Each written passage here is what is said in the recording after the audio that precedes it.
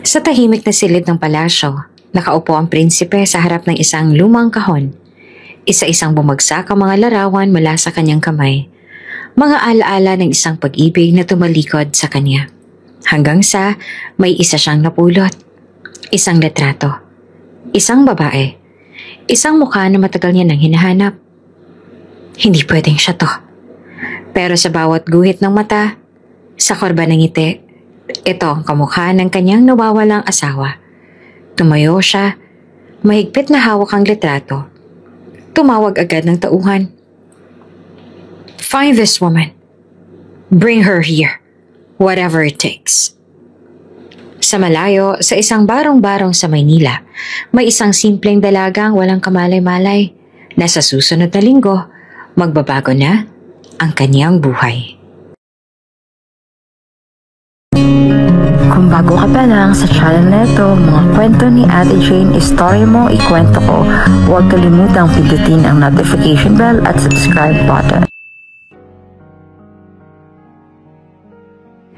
Mainit ang sikat ng araw na iyon, pero mas mainit ang tensyon sa loob ng maliit na opisina ng recruitment agency sa Maynila. Pawisan, siksikan at dikit-dikit ang mga katawan ng mga halos 50 kalalakihan at kababaihang umaasang maging bahagi ng susunod na batch ng mga papuntang Saudi Arabia. Lahat sila ay nagtitiis para lamang matupad ang pangarap nila para sa kani-kanilang mga pamilya. Sa gitna ng lahat ay naroon si Lordine Navarro o mas kilala sa mga kakilala niya bilang Dingding. Suot ang kanyang mumurahing blouse at faded na slacks. May hawak siyang folder na halos lukutin na sa sobrang kababasa at kababalik sa pila. Sa likod ng payak niyang itsura ay isang determinasyong hindi basta-bastang matitinag. Tao po! Sigaw ng isa sa mga bagong dating. Pilit nagsisiksik sa bukana ng pintuan ng agency. Papasukin niyo naman ho kami. Huwag kayong sumingit. Andito kami mula alas 7 ng umaga. Sigaw ng isa sa mga kalalakihan na may kalumaan na ang passport sa kamay. Nang biglang bumukas ang pinto ng opisina, lumitaw ang isang staff ng agency na may suot na ID at may papel na pinapaypayan ng sarili. Inaangat nito ang boses. Mababa, ngunit may bigat. Sa mga nandito ngayon, pasensya na, pero hindi na namin maa-accommodate ang lahat. Yung iba, balik na lang kayo next week. Nang dahil dito ay nagkagulo ang lahat. Ha? Bakit naman ganun? Singhal ng isang matandang babae na may anak rin nakapila. Kami po yung nauna, ilang araw na kami pabalik-balik dito. Reklamo ng isang lalaki sa likuran. Ano na naman yan? Sinasadya niyo bang patagalin kami? Dagdag ng isa pa, puno ng pag-aalinlangan. Maraming umaasa sa amin, may pamilya rin kami. Tinapik ng staff ang lamesa. Pasensya na. Hindi po ganon. Mahirap na po kasing ayusin ang mga papeles ngayon. Strikto na ang mga bansang pinapadalhan. At kulang kami sa manpower dito. Kaya kung gusto nyong mapabilis, may tinawag tayong convenience fee. Kung willing kayo, mas madali namang maaayos ang release ng documents ninyo. Convenience fee? Bulong ng isa. Ibig sabihin palakasan to. Singit ng boses ni Dingding. Hindi na napigilang itaas ang kilay. Wala na po kaming perang pambayad, kaya nga po kami umaasang makaalis eh. Lumingon sa kanya ang ilan. Tumango ang ibang naghihintay. Tila sang-ayon sa kanyang sinabi. Huwag naman po kayong ganyan, karamihan po sa amin dito ngayon, wala nang pamasahe pa uwi. Wala na ring pangkain. Tapos gusto niyo pang magdagdag pa kami? Dagdag pa niya. Hawak pa rin ang lukot-lukot na folder. Napailing na lamang ang staff. Halatang sanay na sa eksenang ito. Kung ayaw niyong magbayad, nasa inyo naman po yun. Pero kung gusto niyong makaalis agad, pumila kayo sa ibang agency. Kami, tinutulungan pa rin kayo kahit papaano.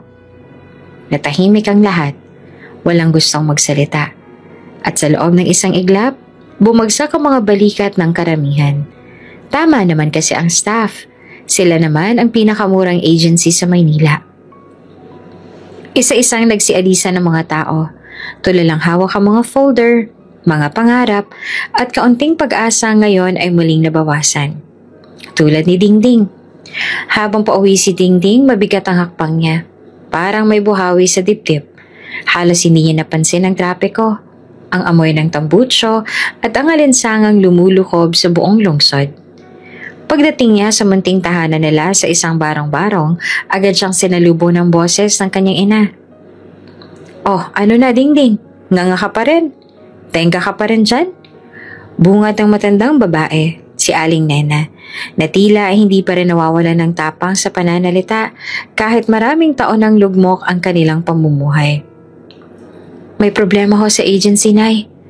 Mahinang sagot ni Dingding, pinipilit maging mahinahon. "Hindi raw po kami maa-accommodate ngayon. Bumalik na lang ho daw kami sa susunod." "Kaya nga matagal ko nang sinasabi sa'yo, mag-call center ka na lang gaya ng pinsan mong si Carla, naka-aircon pa." "Malaki akong sweldo sa abroad, Nay. Mas magiging okay tayo kung makakaalis ako." "Anong okay? Tagalinis ka na lang din naman doon, hindi ba?" Sambit pa ni Aling Nena, matalim ang tingin. Tahimik si Dingding. Lumuwang mapupungay niyang mata sa kirot ng salita. Tumitig sa sahig. "Nay, galit pa rin ho ba kayo sa akin?" Mahina niyang tanong. Hindi sumagot ang ina. Bagkos ay napabuntong hininga ito. Pinunasan ng pawis sa batok bago nagsalita. "Ginagawa mo ba to para sa atin? O dahil gusto mong takasan yung ginawa mo noon?" Nag-init ang mga mata ni Dingding, pero hindi siya nagsalita. Sa halip, lumuhod siya sa harap ng maliit na kama kung saan nakahiga ang bunsong kapatid niyang si Boyet.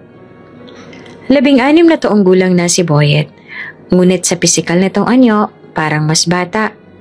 Bukod sa pagkakaroon ng Down syndrome, meron itong congenital heart defect. Naoperahan ito 4 na taon nang nakalilipas, pero ngayon, tila bumabalik ang mga sintomas ng kahinaan. "Boyet?" Mahinang bulong ni Dingding, pinapahid ang pawis sa noo ng kapatid. "Huwag kang mag-alala ha, gagawin ni ate ang lahat para sa'yo." "Love, ate," bulong ni Boyet, yakap ang kanyang leeg. Pumikit si Dingding, napahigpit ang yakap niya sa bata. Ramdam ang bigat ng responsibilidad at takot sa kinabukasan. Makalipas ang ilang sandali, lumabas si Aling Nena dala ang kanyang lumang bag. "Saan kayo pupunta, Nay?" tanong ni Dingding. "Sa health center, maghihingi ako ng gamot para kay Boyet. Hindi natin pwedeng pabayaan yan." Tumango na lamang si Dingding, hindi na siya umimik. Pagkaalis ng ina, naupo siya sa gilid ng kama. Iniisa-isa ang mga gamit ni Boyet.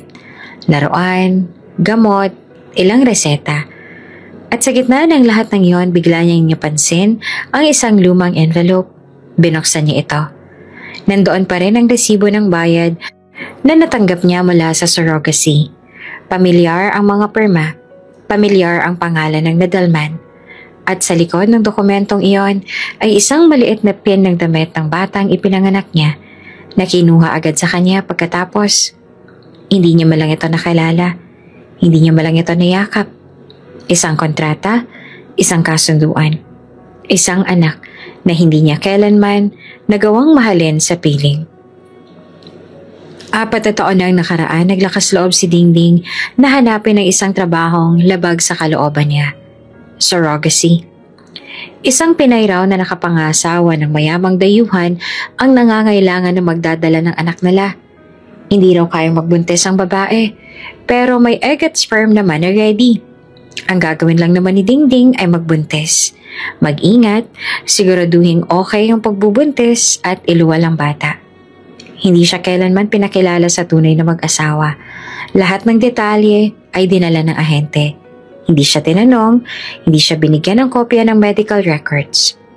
Pagkapanganak, hindi man lang niya nasilayan ng matagal ng sanggol. May dumating na nurse, kinuha ang bata at iniwan siyang luhaan. Nung una, ayaw pa talaga ng nanay. Naalala niya. "Walang kasalanan ng bata, Ding," iyak ng kanyang ina. "Walang karapatan ng kahit sinong bayaran para ilayo ang isang ina sa anak niya. Iyan bang marangal na trabaho na sinasabi mo?" "Pero kailangan natin ng pera, Nay," sigaw niya noon. "Kung hindi, paano na si Boyet?"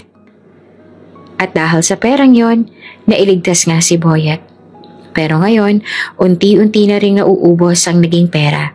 Nagamit sa operasyon, sa recovery, sa pagbili ng gamot, at pambayad ng patong-patong na utang. Ang natitira ay ginamit din pambayad sa agency. Wala na silang pera. At sila, kailangan nilang bumalik muli sa simula. Habang inaayos niya ang gamot ng kapatid, napapikit si Dingding. Marahan niyang kinausap ang sarili, na para bang pinapaniwala niya ang sarili na kaya pa rin niyang lumaban. Hindi pwedeng ganito na lang tayo habang buhay. Aniya, kailangan ko ulit sumugal. Kailangan ko ulit maniwala. Tumingin siya sa langit sa pamamagitan ng butas sa bubong nilang yari sa yero. Kung may makakarinig man sa akin ngayon, kunin niyo na lang po ako at dalhin kahit saan. Kahit saan, basta mabuhay lang si Boyet. Hindi niya alam na sa malayo, sa isang silid ng palasyo sa gitnang silangan, may isang prinsipeng Arabo ang kasalukuyang nakatitig sa isang larawan.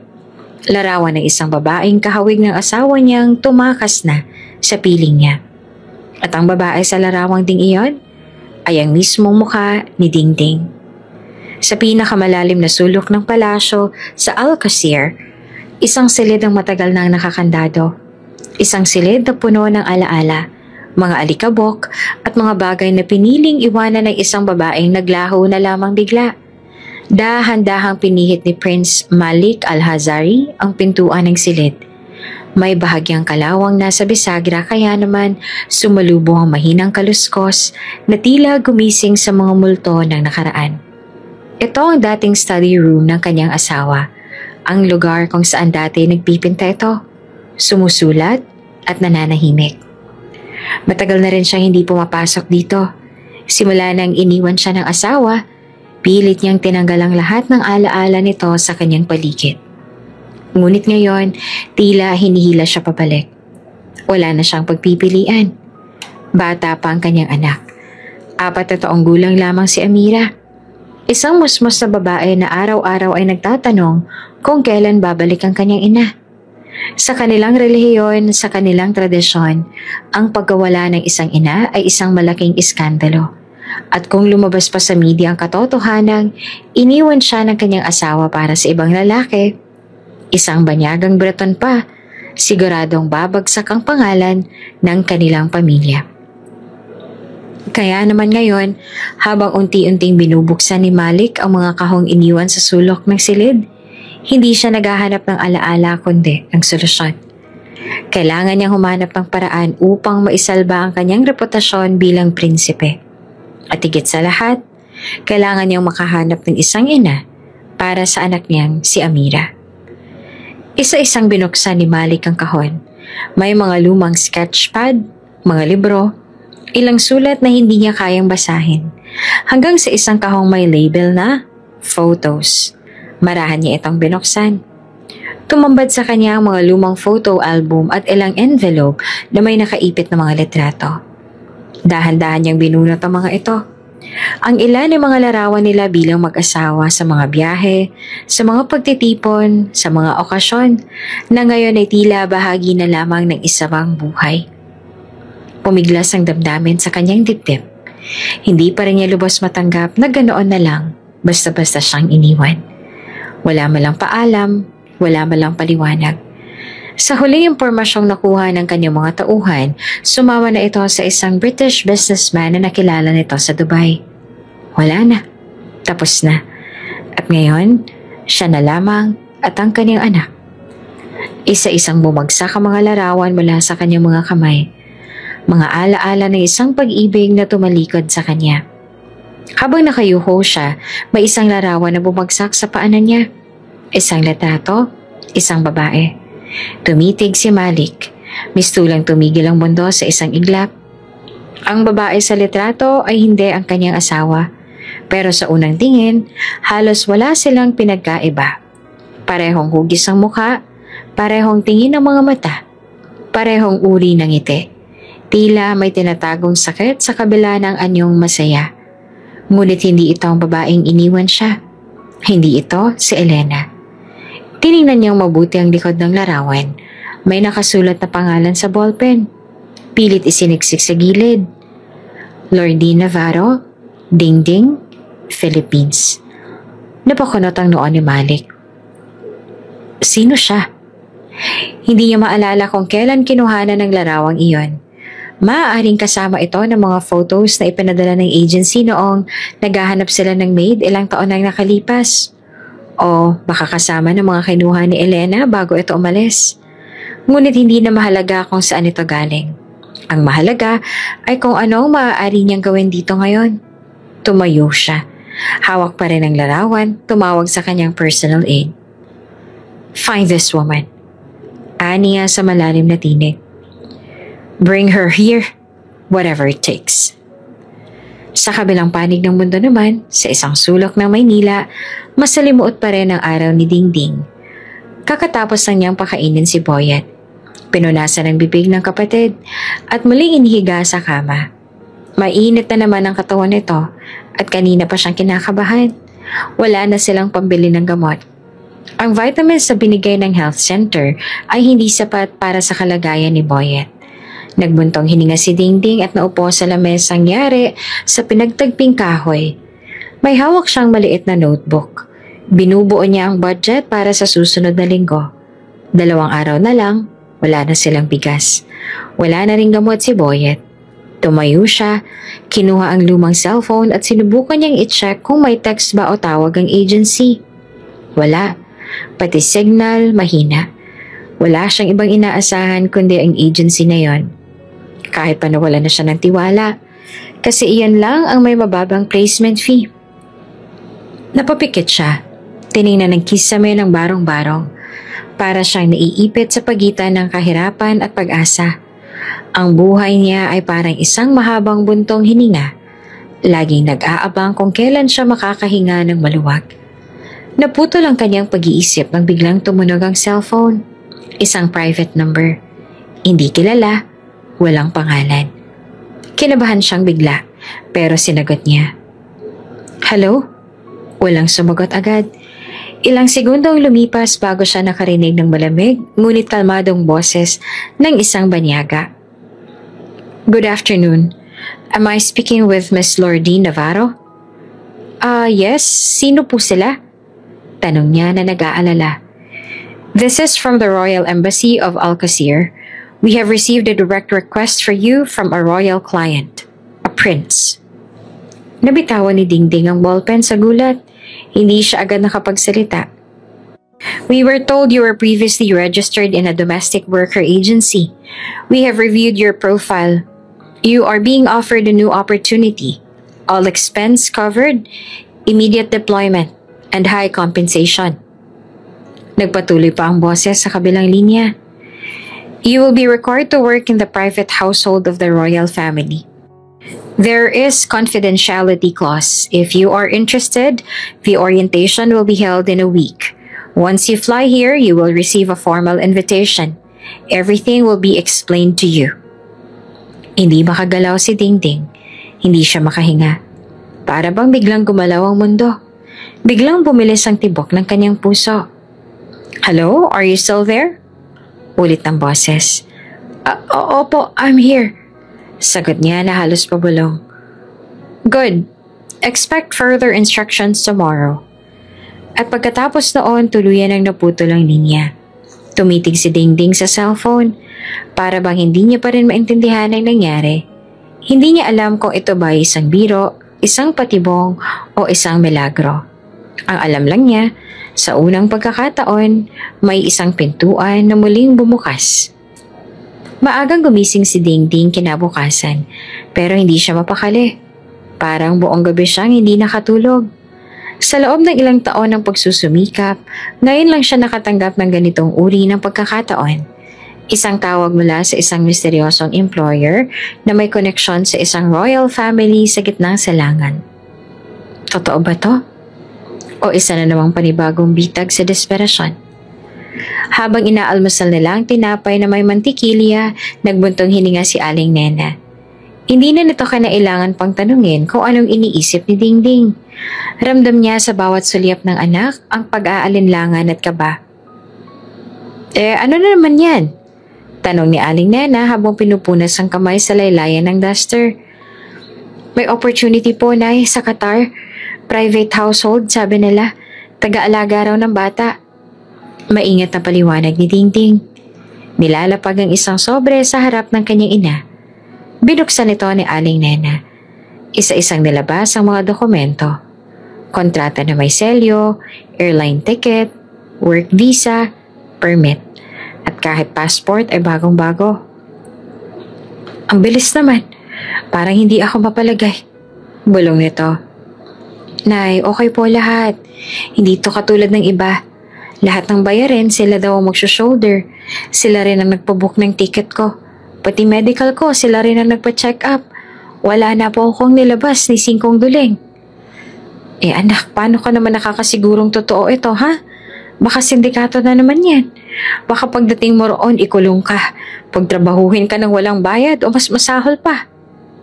Nay, legit po ito. Mahina ngunit matatag ang sagot ni Dingding. Galing sa mismong embassy ang tumawag. May interpreter pa nga ako nakausap eh. May pangalan din ng employer. Lahat ng papeles dumaan sa legal na proseso. Mukhang totoo nga. Pero anak, trabaho lang ba talaga ang hanap nila? Napayuko si Dingding. Naiintindihan niya ang tanong ng kanyang ina. Ilang beses na kasing naloko ang mga kababayan nila ng mga agency na kalaunan ni ginagamit lang ang mga babae. At sa ganitong klaseng pagkakataon, hindi maiiwasang magduda. Napailing si Aling Nena. Sugal na naman yan, Ding. Wala kang kasiguraduhan doon. Nay, pero kung hindi ako susugal, saan naman tayo pupunta? Wala nang laman ng alkansya. Si Boyet kailangan na ulit ng gamot. Ikaw, kung hindi ka na makakuha sa health center, saan ka kukuha ng pang-maintenance mo? Nay, wala na tayong ibang aasahan kundi ako. Hindi ako pwedeng matakot. Tumahimik ang loob ng barong-barong. Tangi huni ng mga manok sa kapitbahay ang maririnig sa labas. Lumapit si Dingding sa kanyang ina. Hawak niya ang kamay nito. Nanginginig man sa kaba, pilit niyang pinatatatag ang sarili. Nay, gagawin ko po ito hindi para sa sarili ko. Gagawin ko po ito para sa inyo. Lalong-lalo na kay Boyet. Kung may ibang paraan lang po sana, yun ang pipiliin ko. Pero sa ngayon, ito lang ang meron. Gusto ko lang naman na maging okay ka, anak. Mahinang sabi pa ni Aling Nena. Tila nawalan na ng lakas sa pagtutol. Maging malakas ka, ha? Kasi kung ikaw ang mawawala, wala na kami aasahan.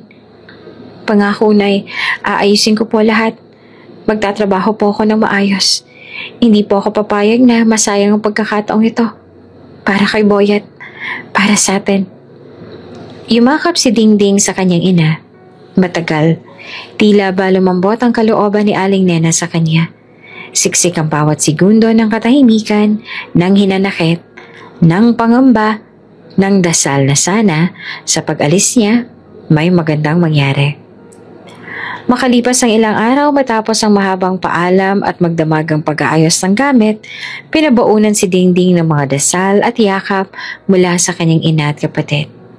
Isang maliit na bag lang dala ni Dingding, isang backpack na puno ng ilang peraso ng damit, ilang gamit at litrato ng kanyang pamilya.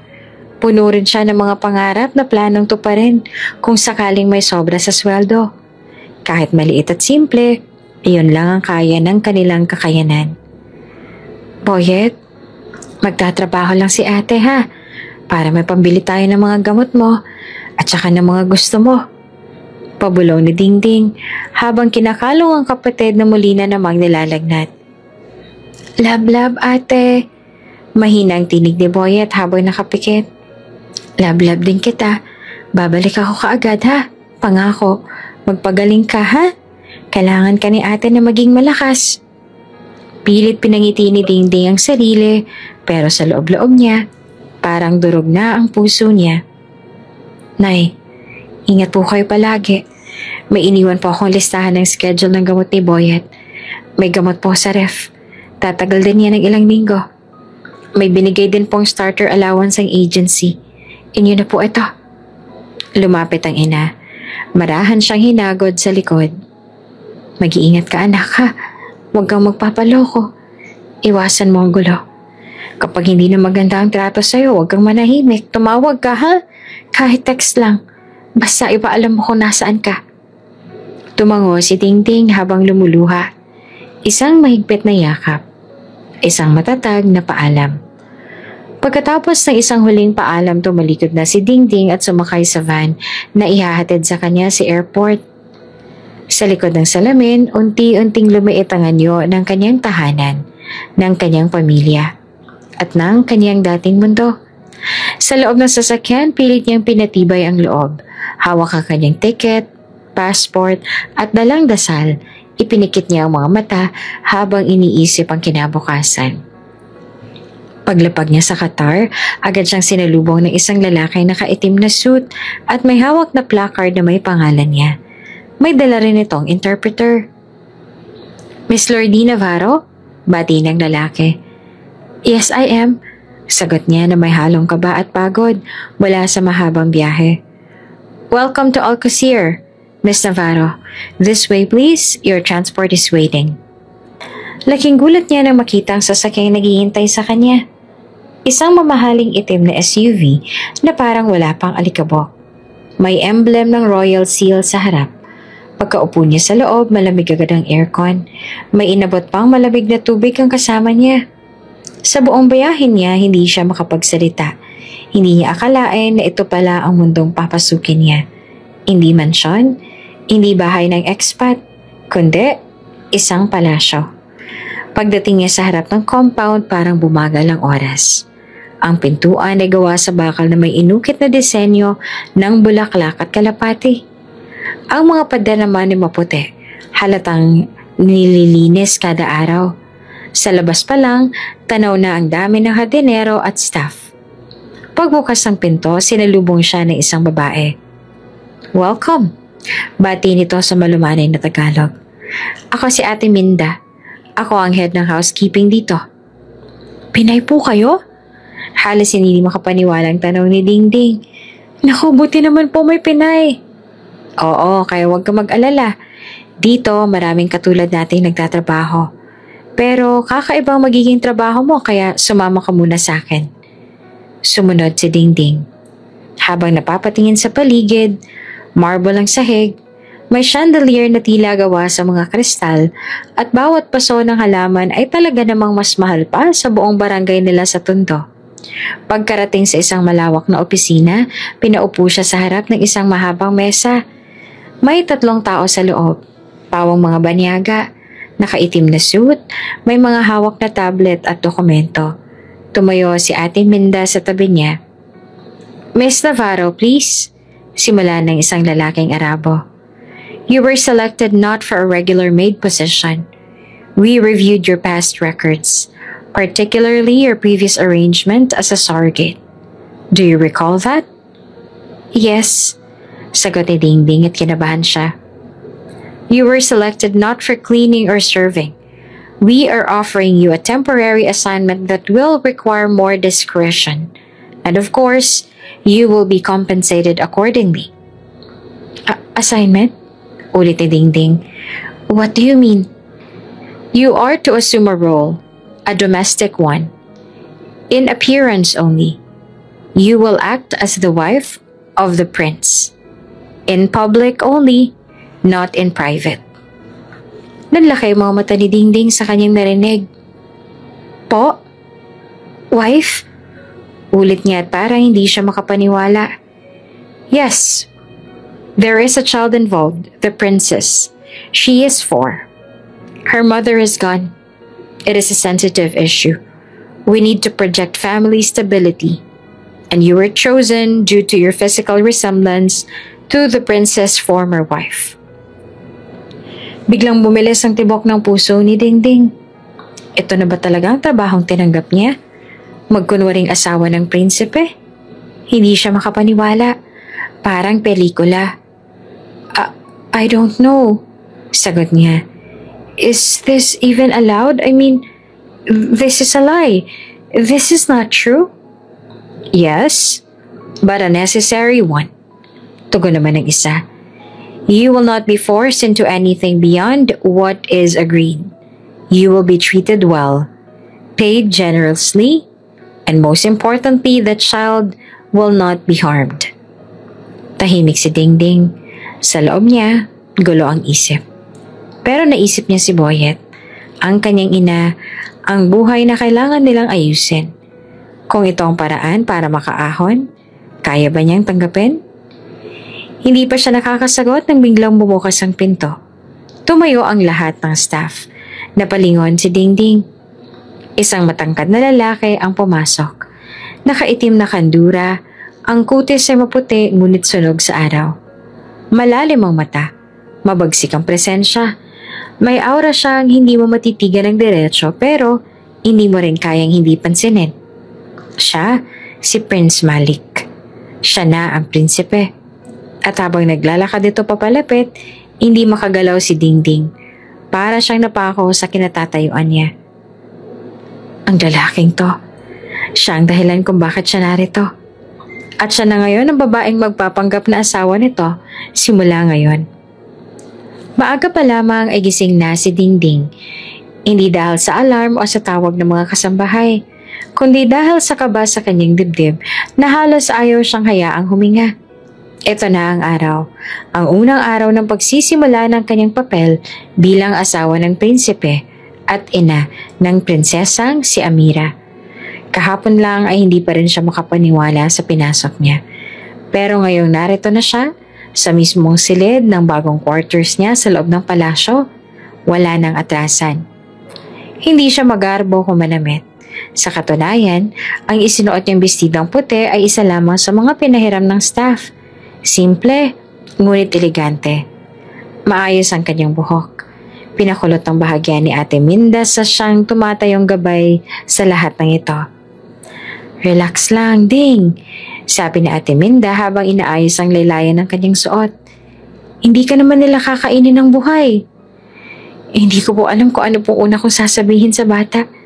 Sagot niya, nininervyos habang pinapahid ang pawis sa palad. Basta, smile ka lang. Bata lang yan. Mas mahisap kausap ang matanda. Biro pa ni Ate Minda bago siya pakawalan. Ilang sandali pa ay inalalayan siya ng isang staff patungo sa isang silid malapit sa pribadong hardin ng palasyo. May mga laruan sa gilid, carpeted ang sahig, at sa gitna ng silid ay may isang batang babae na nakaupo sa maliit na mesa. Gumuguhit ng kung ano-anong imahe sa papel gamit ang colored pencils. Maputi ito. Mahaba ang buhok. May suot na pink na damit na may lace.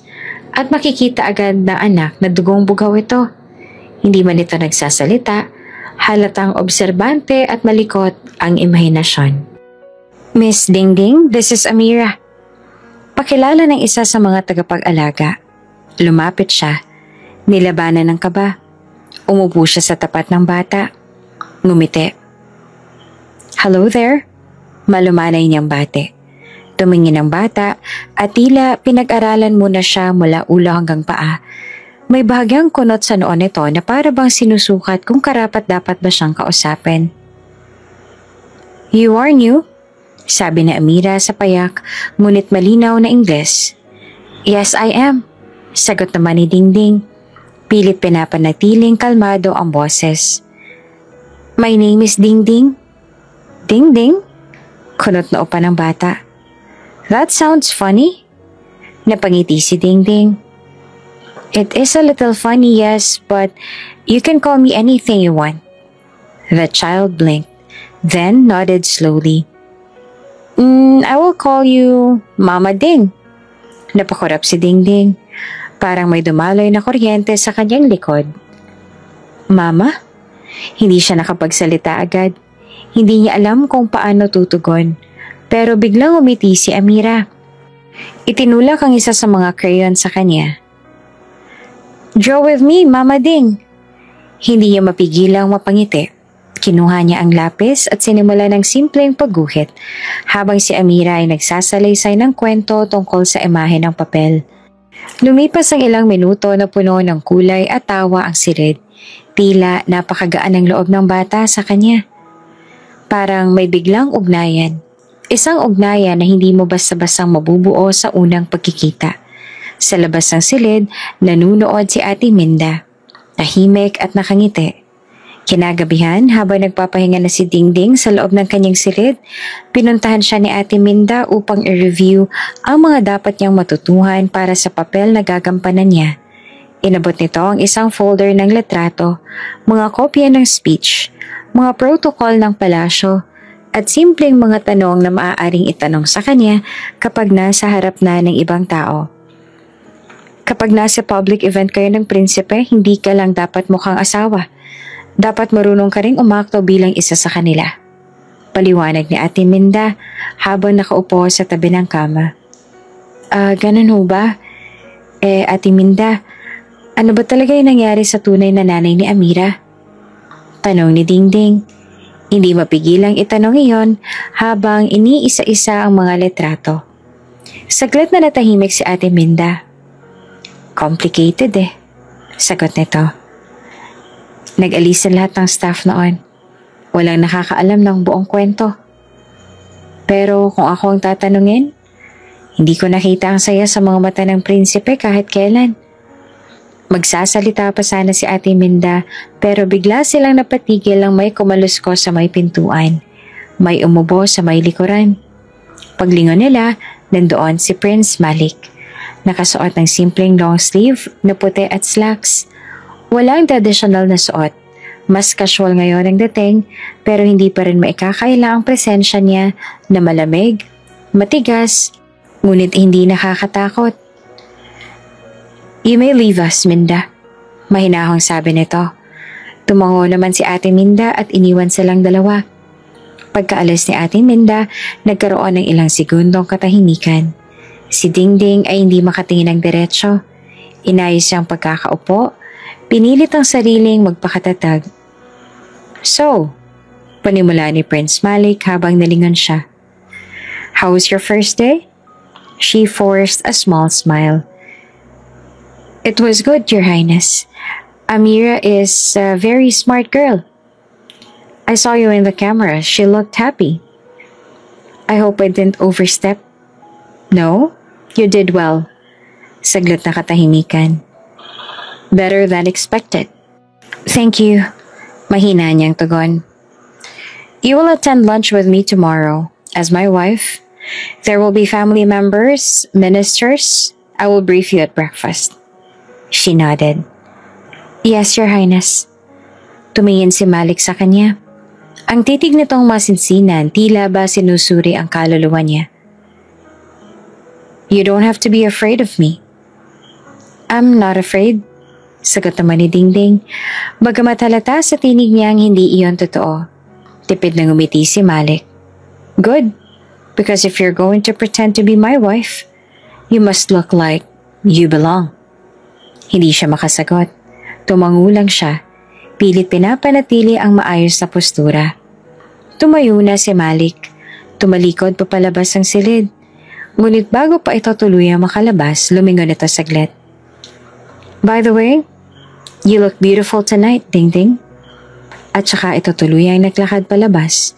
Naiwan si Dingding na nakaupo pa rin sa gilid ng kama, tila na freeze sa kinauupuan. Ang damdamin niya ay parang binuhusan ng kung anong init na hindi niya maipaliwanag. Hindi iyon basta kilig, hindi rin basta takot.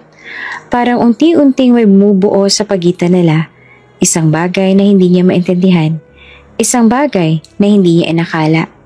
Hindi siya artista, hindi siya prinsesa, pero sa mga mata ng prinsipe, sa ilang salitang yon, pakiramdam niya ay naging totoo ang papel na ginagampanan niya.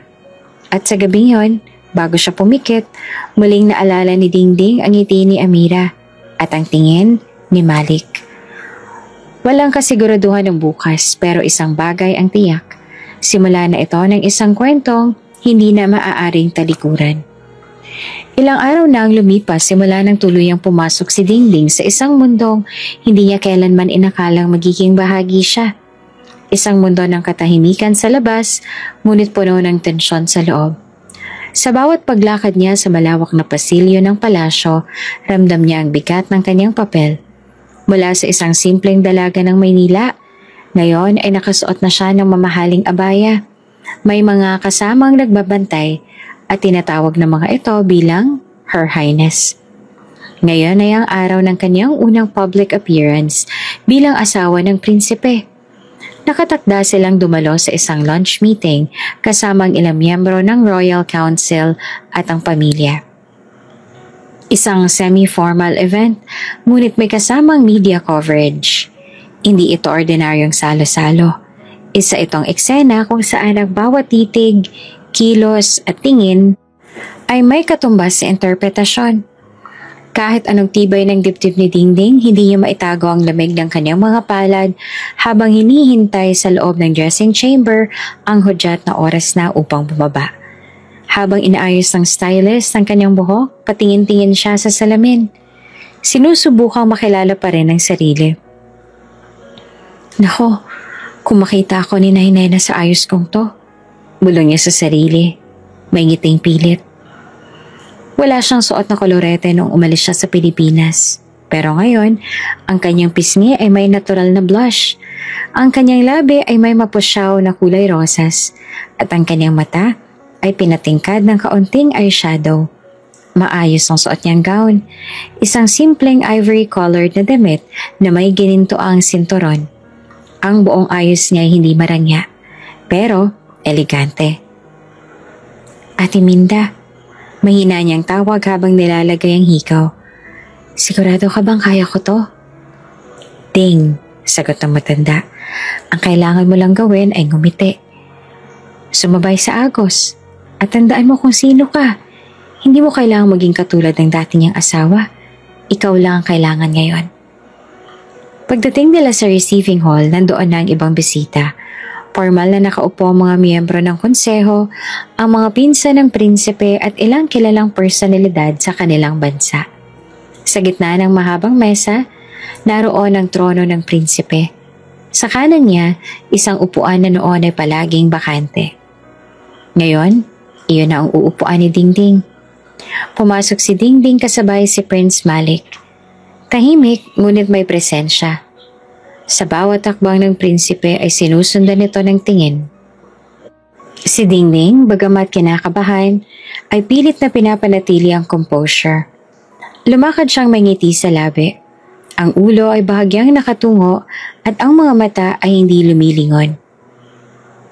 You are doing well, bulong ng prinsipe habang sila'y naglalakad. Keep calm. Yes, Your Highness. Sagot niya na pabulong rin, kahit na ang dibdib niya ay tila may sariling ritmo ng nerbiyos. Umupo sila sa kani-kanilang upuan. Magsisimula na ang salo-salo habang nagsasalita ang prinsipe sa harap ng mga bisita tungkol sa mga proyektong pangkabuhayan at mga partnership. Si Dingding naman ay tahimik lang na nakikinig. Paminsan-minsan ay tumatango, nagpapakilala sa mga nangungumustang panauhin at kumingiti. Hindi siya nagsasalita ng marami, ngunit iyon mismo ang naging lakas niya. Ang simpleng kilos, ang maalalahaning tingin kay Amira habang nasa kabilang dulo ng mesa, at ang hindi pilit na presensya niya ay tila sapat na upang mapansin ng mga tao na maayos at marangal ang prinsesa. At nang matapos ang tanghalian, habang unti-unting nagsiuwian ng mga bisita, dumaan sa tabi ni Dingding ang isang matandang royal advisor at marahang nagsabi sa prinsipe. She carries herself well. Very composed. Napatingin si Prince Malik sa dalaga. Hindi agad nagsalita. Ngunit may bahagyang pangiti sa sulok ng kanyang labi. Kinagabihan, hindi agad bumaba si Dingding para kumain. Nais niyang mauna si Amira. Gusto niya muna itong asikasuhin kahit pa may mga yaya naman na nakatalaga rito. Pagpasok niya sa silid ng bata, nakita niyang nakahiga na ito, ngunit hindi pa tulog. Hawak nito ang isang picture book. Hi, sweetie. Bati ni Dingding. Why are you still awake? Umangatang tingin ni Amira, tsaka ngumiti. I was waiting for you. You said you'd read me a story. Naglakad si Dingding sa kama at umupo sa tabi ng bata. I did. Didn't I? What do you want to read? This one. Sagot ni Amira habang iniaabot ang isang aklat. But can you also teach me that language? What language? Tanong niya. The one that you speak with Minda? It sounds funny but nice. Napangiti si Dingding. Oh, Tagalog. Yeah, Tagalog. Ulit ni Amira. Pilit binubuo ang salita. Teach me. Nagsimula na siya. Tinuro niya ang mga mata ni Amira. Mata. Mata. Sagot ng bata. Tumuro naman siya sa kamay nito. Kamay. Kamay. Sunod ay sa dibdib. Puso. Puso? That means heart. Ipinatong ni Amira ang kanyang kamay sa kanyang dibdib. Puso. Very good. Pagkatapos ay binuksan ni Dingding ang storybook at nagsimulang magbasa ng marahan. Tulad ng ginagawa niya kay Boyet noon, sa bawat pahina ng kwento, hinahagod niya ang buhok ng bata habang pinapaalala sa sariling ito na ang papel niya ngayon, maging ina, kahit kunwari, kahit pansamantala. Sa labas ng silid nakatayo si Prince Malik. Tahimik na nakikinig at hindi siya pumasok. Hindi siya lumapit. Ngunit sa bawat salita ni Dingding, sa bawat pagtawa ni Amira, ramdam niyang unti-unting may nagbabago. Hindi ganito si Elena. Hindi ganito naging samahan ng mag-ina noon. Palaging may distansya. Palaging formal. Ngunit ngayon, naririnig niya ang anak na tumatawa, tumatawag at natututo. At lahat ng ito ay dahil sa isang babaeng hindi niya inakalang papasok sa kanilang buhay sa ganitong paraan. Pagbalik ni Dingding sa kanyang silid, nadatnan niyang bukas ang maliit na ilaw sa gilid. Akala niya ay tulog na ang lahat. Ngunit nang lumapit siya sa pinto, naroon si Prince Malik. Nakatayo, hawak ang isang tasa ng tsaa. Your Highness, halos bulong niyang bate. You're back. I just tucked Amira in. She looked happy. She's a good girl. Nagkaroon ng sandaling katahimikan. Pagkatapos ay iniabot nito sa kanya ang tasa. Chamomile? It helps you sleep. Tinanggap niya iyon. Nanginginig naman ng bahagya ang kanyang kamay. Thank you. You are adjusting well, sabi ni Malik. I'm trying my best. Sagot naman ni Dingding na halos hindi makatingin. Tumingin si Malik sa kanya ng diretsyo, pero hindi mapanghusga. Tahimik, ngunit puno ng damdaming pilit, itinatago. I saw you tonight, Ania. You carried yourself with grace, even better than the woman you replaced. Napatigil si Dingding. Hindi niya alam kung paano ang tatanggapin ang papuring iyon. Sa halip, ngumiti siya ng payak. I'm just pretending. Sometimes, Malik said, pretending is what keeping us alive. Muli, natahimik ang silid. Wala na silang masabi. At nang tumalikod na si Malik upang umalis, saglit itong huminto sa may pinto. Good night, Dingding. Good night, Your Highness. Ngunit bago ito tuluyang lumabas, bahagya itong lumingon. And Dingding, your voice when you're reading, it was comforting. Bumilis ang tibok ng puso ng dalaga. You look peaceful. At saka ito tuluyang lumakad palayo. Naiwan naman si Dingding na parang nilulunod ang sarili niyang damdamin. Tahimik ang gabi, ngunit ang kanyang isip ay puno ng bulong, ng katanungan, at ng damdaming hindi niya alam kung dapat bang pigilan o hayaan. Mainit ang araw sa royal compound nang tumawid si Dingding sa loob ng marbled hallway. Nakasuot siya ng isang royal blue na gown. May laylayan na dahan-dahang sumusunod sa bawat hakbang niya. Sa loob ng grand ballroom ng palasyo, lahat ay abala. Mga florist na inaayos ang sentro ng mga mesa, mga security personnel na palihim na nag-uusap sa kanilang earpieces, at ang mga taga-media, abalang inaayos ang kanilang mga kamera at ilaw. Ito na ang unang major royal function na kailangang dumalo ni Dingding bilang opisyal na asawa ng prinsipe. Iba ito sa mga nauna. Hindi ito private lunch o casual meeting. Ito ay isang event na dinadaluhan ng mga ambassador, mga miyembro ng diplomatic corps at ilang mataas na opisyal ng bansa. Tila nilalamig ang buong katawan ni Dingding habang pinagmamasdan ang ingrandeng preparasyon. Gusto sana niya magtago sa likod ng kortina, pero hindi na siya makakaatras. Nakita na siya ng mga tao. Isa na siyang bahagi ng mundong ito, kahit pa ito ay nakabalot sa kasinungalingan. "Your back is too stiff," sabing payo ni Ate Minda habang tinutulungan siyang ayusin ang kanyang posture. "Stand straight, but not rigid. Smile, but not too wide. Act like you belong." Napalunok si Dingding. Paano kung may magtanong ng hindi ko alam sagutin? Then smile and turn to the prince. Let him speak. Ganyan talagang ginagawa ng mga totoong royal wives. Hindi pa rin napapawi ang kaba ni Dingding, lalo na ngayon na may mga mukha siyang hindi kilala na abalang nagmamasid. At may isa pang lalaking tila palaging nakatitig sa kanya. Nakasuot ito ng simpleng itim na Amerikana, may bitbit na notepad at may suot na press ID. "Sino ho siya?" Sagot niya kay Ate Minda. Nagkunwari namang abala sa pag-aayos si Ate Minda, tsaka mahina ang sumagot.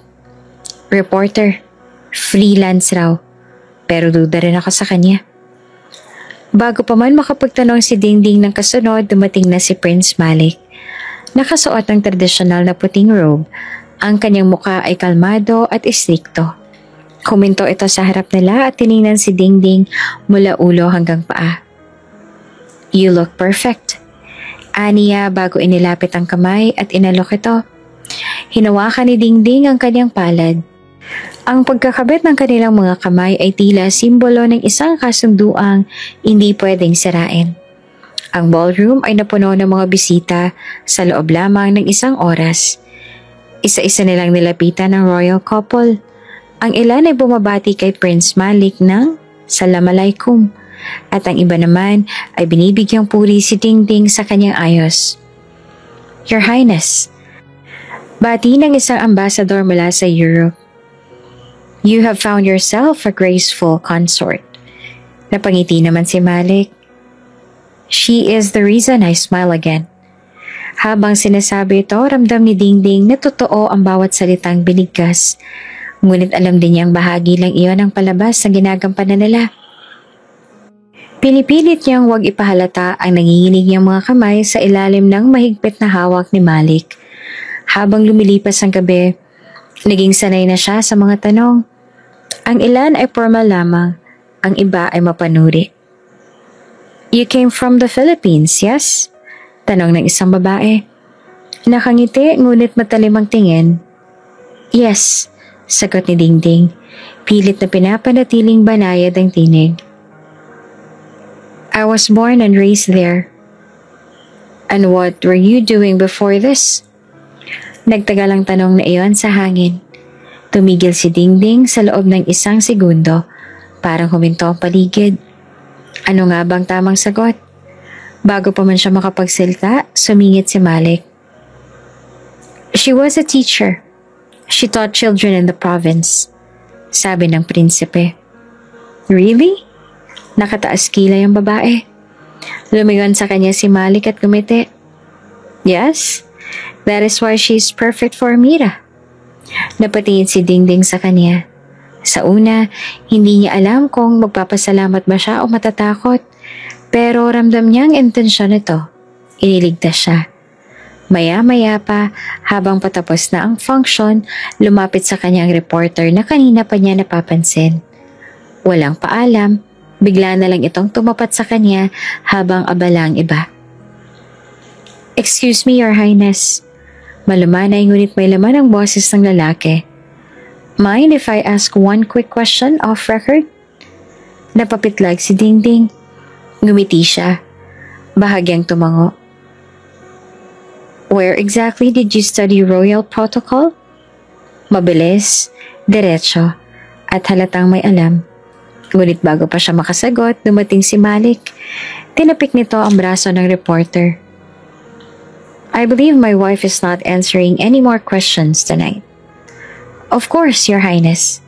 Sagot ng reporter ngunit hindi nito itinago ang sarkastikong ngiti bago ito tuluyang lumayo. Habang naglalakad na sila palayo, mahigpit pa rin ang hawak ni Malik sa kanyang kamay. You need more training. Mahina niyang sabi habang naglalakad sila sa pasilyo. I'm sorry. Dagdag naman ni Dingding. I panicked. You handled yourself well. But that man will not stop.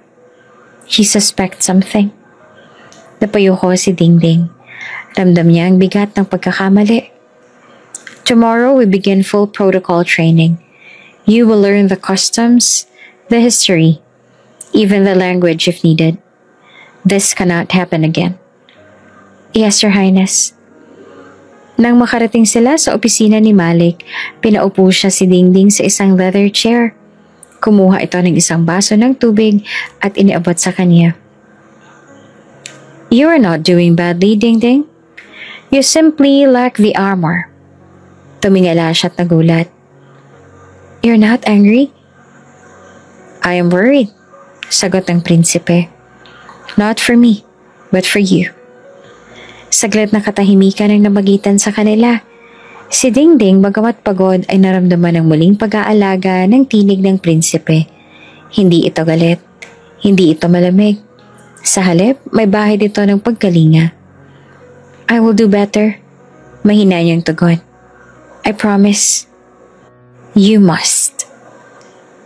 Kinabukasan, maaga siyang ginising para sa kanyang unang araw ng Royal Protocol Training. Buong umaga, tinuruan siya kung paanong lumakad, paano ngumiti sa kamera, paano kumaway sa mga tao. Pinakilala sa kanya ang mahalagang miyembro ng royal family at mga kasaysayang dapat niyang kabisaduhin. Hindi naging madali, sa bawat maling anggulo ng paa, sa bawat pagkalimot ng titulong His Royal Highness, may paulit-ulit na pagsasanay. Ngunit tiniis niya ito dahil alam niyang mas malaki ang nakasalalay. Kinagabihan, bumalik siya sa silid ni Amira. Katulad ng dati, nagdala siya ng bagong aklat. Ngunit bago niya iyon buksan, may bitbit ang bata. Mama Ding! Ani Amira sabay abot ng isang drawing. Ito ay isang larawan na may 3 stick figure. Isang matangkad na lalaki, isang babaeng mahabang buhok at isang maliit na babae. That's you, sabi ni Amira tinuro ang stick figure na babae. And that's me. Itinuro naman ng maliit. And this? That's Baba. She looked up and smiled. We are family, right? Natigilan si Dingding. Wala siyang nasabi agad. Tinitigan niya ang bata at pilit na pinipigilan ang pagluha. Yes, sagot niya sa wakas, habang mahigpit na niyakap ang bata. We are family. At sa may pintuan, tahimik na nakamasid si Malik. Hindi umiimik, ngunit damang-dama ang init ng eksenang iyon. Isang kasinungalingang unti-unti nang nagkakaroon ng katotohanan. Tahimik ang hapon sa Royal Garden. Sa ilalim ng lilim ng punong dates, nakaupo si Dingding sa isang marmol na upuan habang pinapanood si Amira na abala namang nagpipinta sa maliit na mesa. May hawak itong watercolor brush at sa gitna ng papel ay unti-unting lumilitaw ang hugis ng isang pusong kulay rosas. Walang ibang tunog sa paligid kundi ang huni ng mga ibon at ang mahihinang yabag ng mga hardinero sa malayo. Amira, are you feeling okay? Tanong ni Dingding habang lumalapit sa bata at hinihipo ang noon nito. I'm fine, Mama Ding, sagot naman ng bata. Pero may bahagyang pamumula ang kanyang balat sa leeg at braso. Napakunot noo si Dingding. Did you eat something strange? I just had strawberry cake, sagot ni Amira. Walang kamalay-malay, agad tumindig si Dingding. Strawberries? Yes, I like the pink ones. Napakagatlabi si Dingding. Siya mismo ay may allergy sa strawberries. Bata pa lang siya ay lumalabas na ang rashes tuwing makakakain ito. At ngayon, si Amira rin. Tila may kaparehong reaksyon. Sweetheart, next time tell Mama Ding first before you eat anything new, okay? Okay. Tango naman ng bata. Ngunit halatang hindi pa rin ito nauunawaan kung bakit nag-aalala ang babae. Habang pinupunasan ni Dingding ng maligamgam na basang bimpo ang leeg ng bata, dumating si Malik. Suot ang pang-araw-araw na kasuotan, may daladalang tablet at tila kagagaling lamang sa meeting. What happened? Tanong niya. She has mild rashes. Sagot ni Dingding habang patuloy sa paghaplos sa balat ng bata. She ate strawberries. She never eats strawberries. She said she liked them, but I think she's allergic to it. We need to monitor this. Tumingin si Malik kay Amira, siya tumango. I will ask the kitchen to remove them from the menu. Tahimik na sumunod naman si Malik habang pinagmamasdan si Dingding. Walang ibang staff ang nakapaligid. Wala ring mga kamera. Ito ay isang ordinaryong hapon. At ang babaeng ito, na pinalad lang sa isang papel na dapat ay palabas lamang, ay tila natural na gumaganap bilang ina ng kanyang anak. Naisip niyang hindi ganito ang naging kilos ni Elena noon. Si Elena ay pino, eleganteng tumayo at ngumiti, ngunit bihirang hawakan ng bata. Bihirang tumigil para haplusin ito kapag umiiyak. Ngunit si Dingding, kahit hindi tunay, ay may likas na lambing sa bawat galaw. Sa muling pagtitig niya kay Amira, mapapansin niya na hindi lang ito pag-aalaga, may higit pa. May kakaibang koneksyon. Kinagabihan sa private lounge ng palasyo, magkasamang naglalakad si Malik at Dingding papunta sa maliit na veranda, kung saan karaniwang tumatambay si Malik pagkatapos ng mahabang araw. May dala silang parehong tsaa. Tahimik ang paligid at malamig ang hangin mula sa disyerto. You really are good with her, saad ni Malik habang naupo sa kahoy na upuan. I'm trying, sagot ni Dingding. Kasunod ang isang malalim na buntong hininga. And it feels natural. Do you have younger siblings?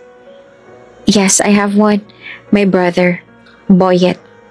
Tumango si Malik. I see. Maya-maya pa ay tumahimik sila.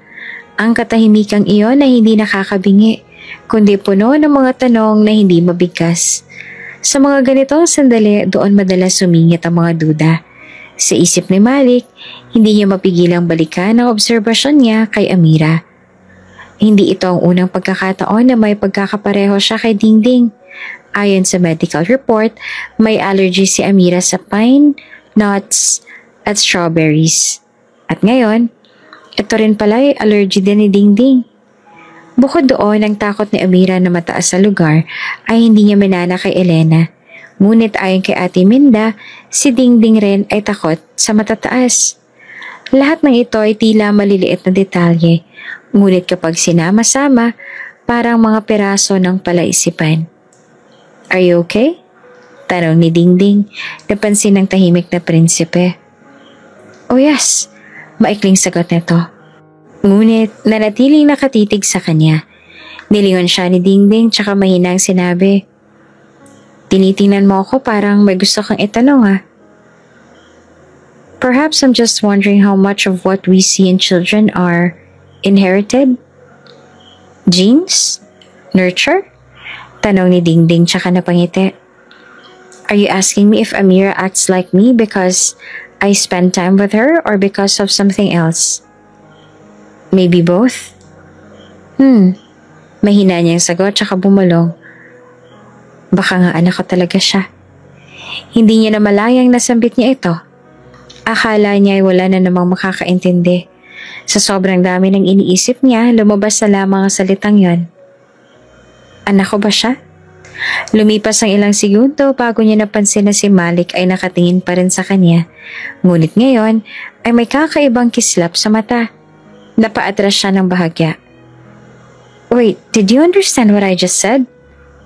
There was a moment of hesitation. Then Malik slowly placed down his cup. I understand. More than you think. Nanlaki ang mga mata ni Dingding. Ate Minda. She taught me since I was a child. She thought I should know the language of her people. Napalunok si Dingding. Ngayon ay parang lumubog ang kanyang mundo. Since when?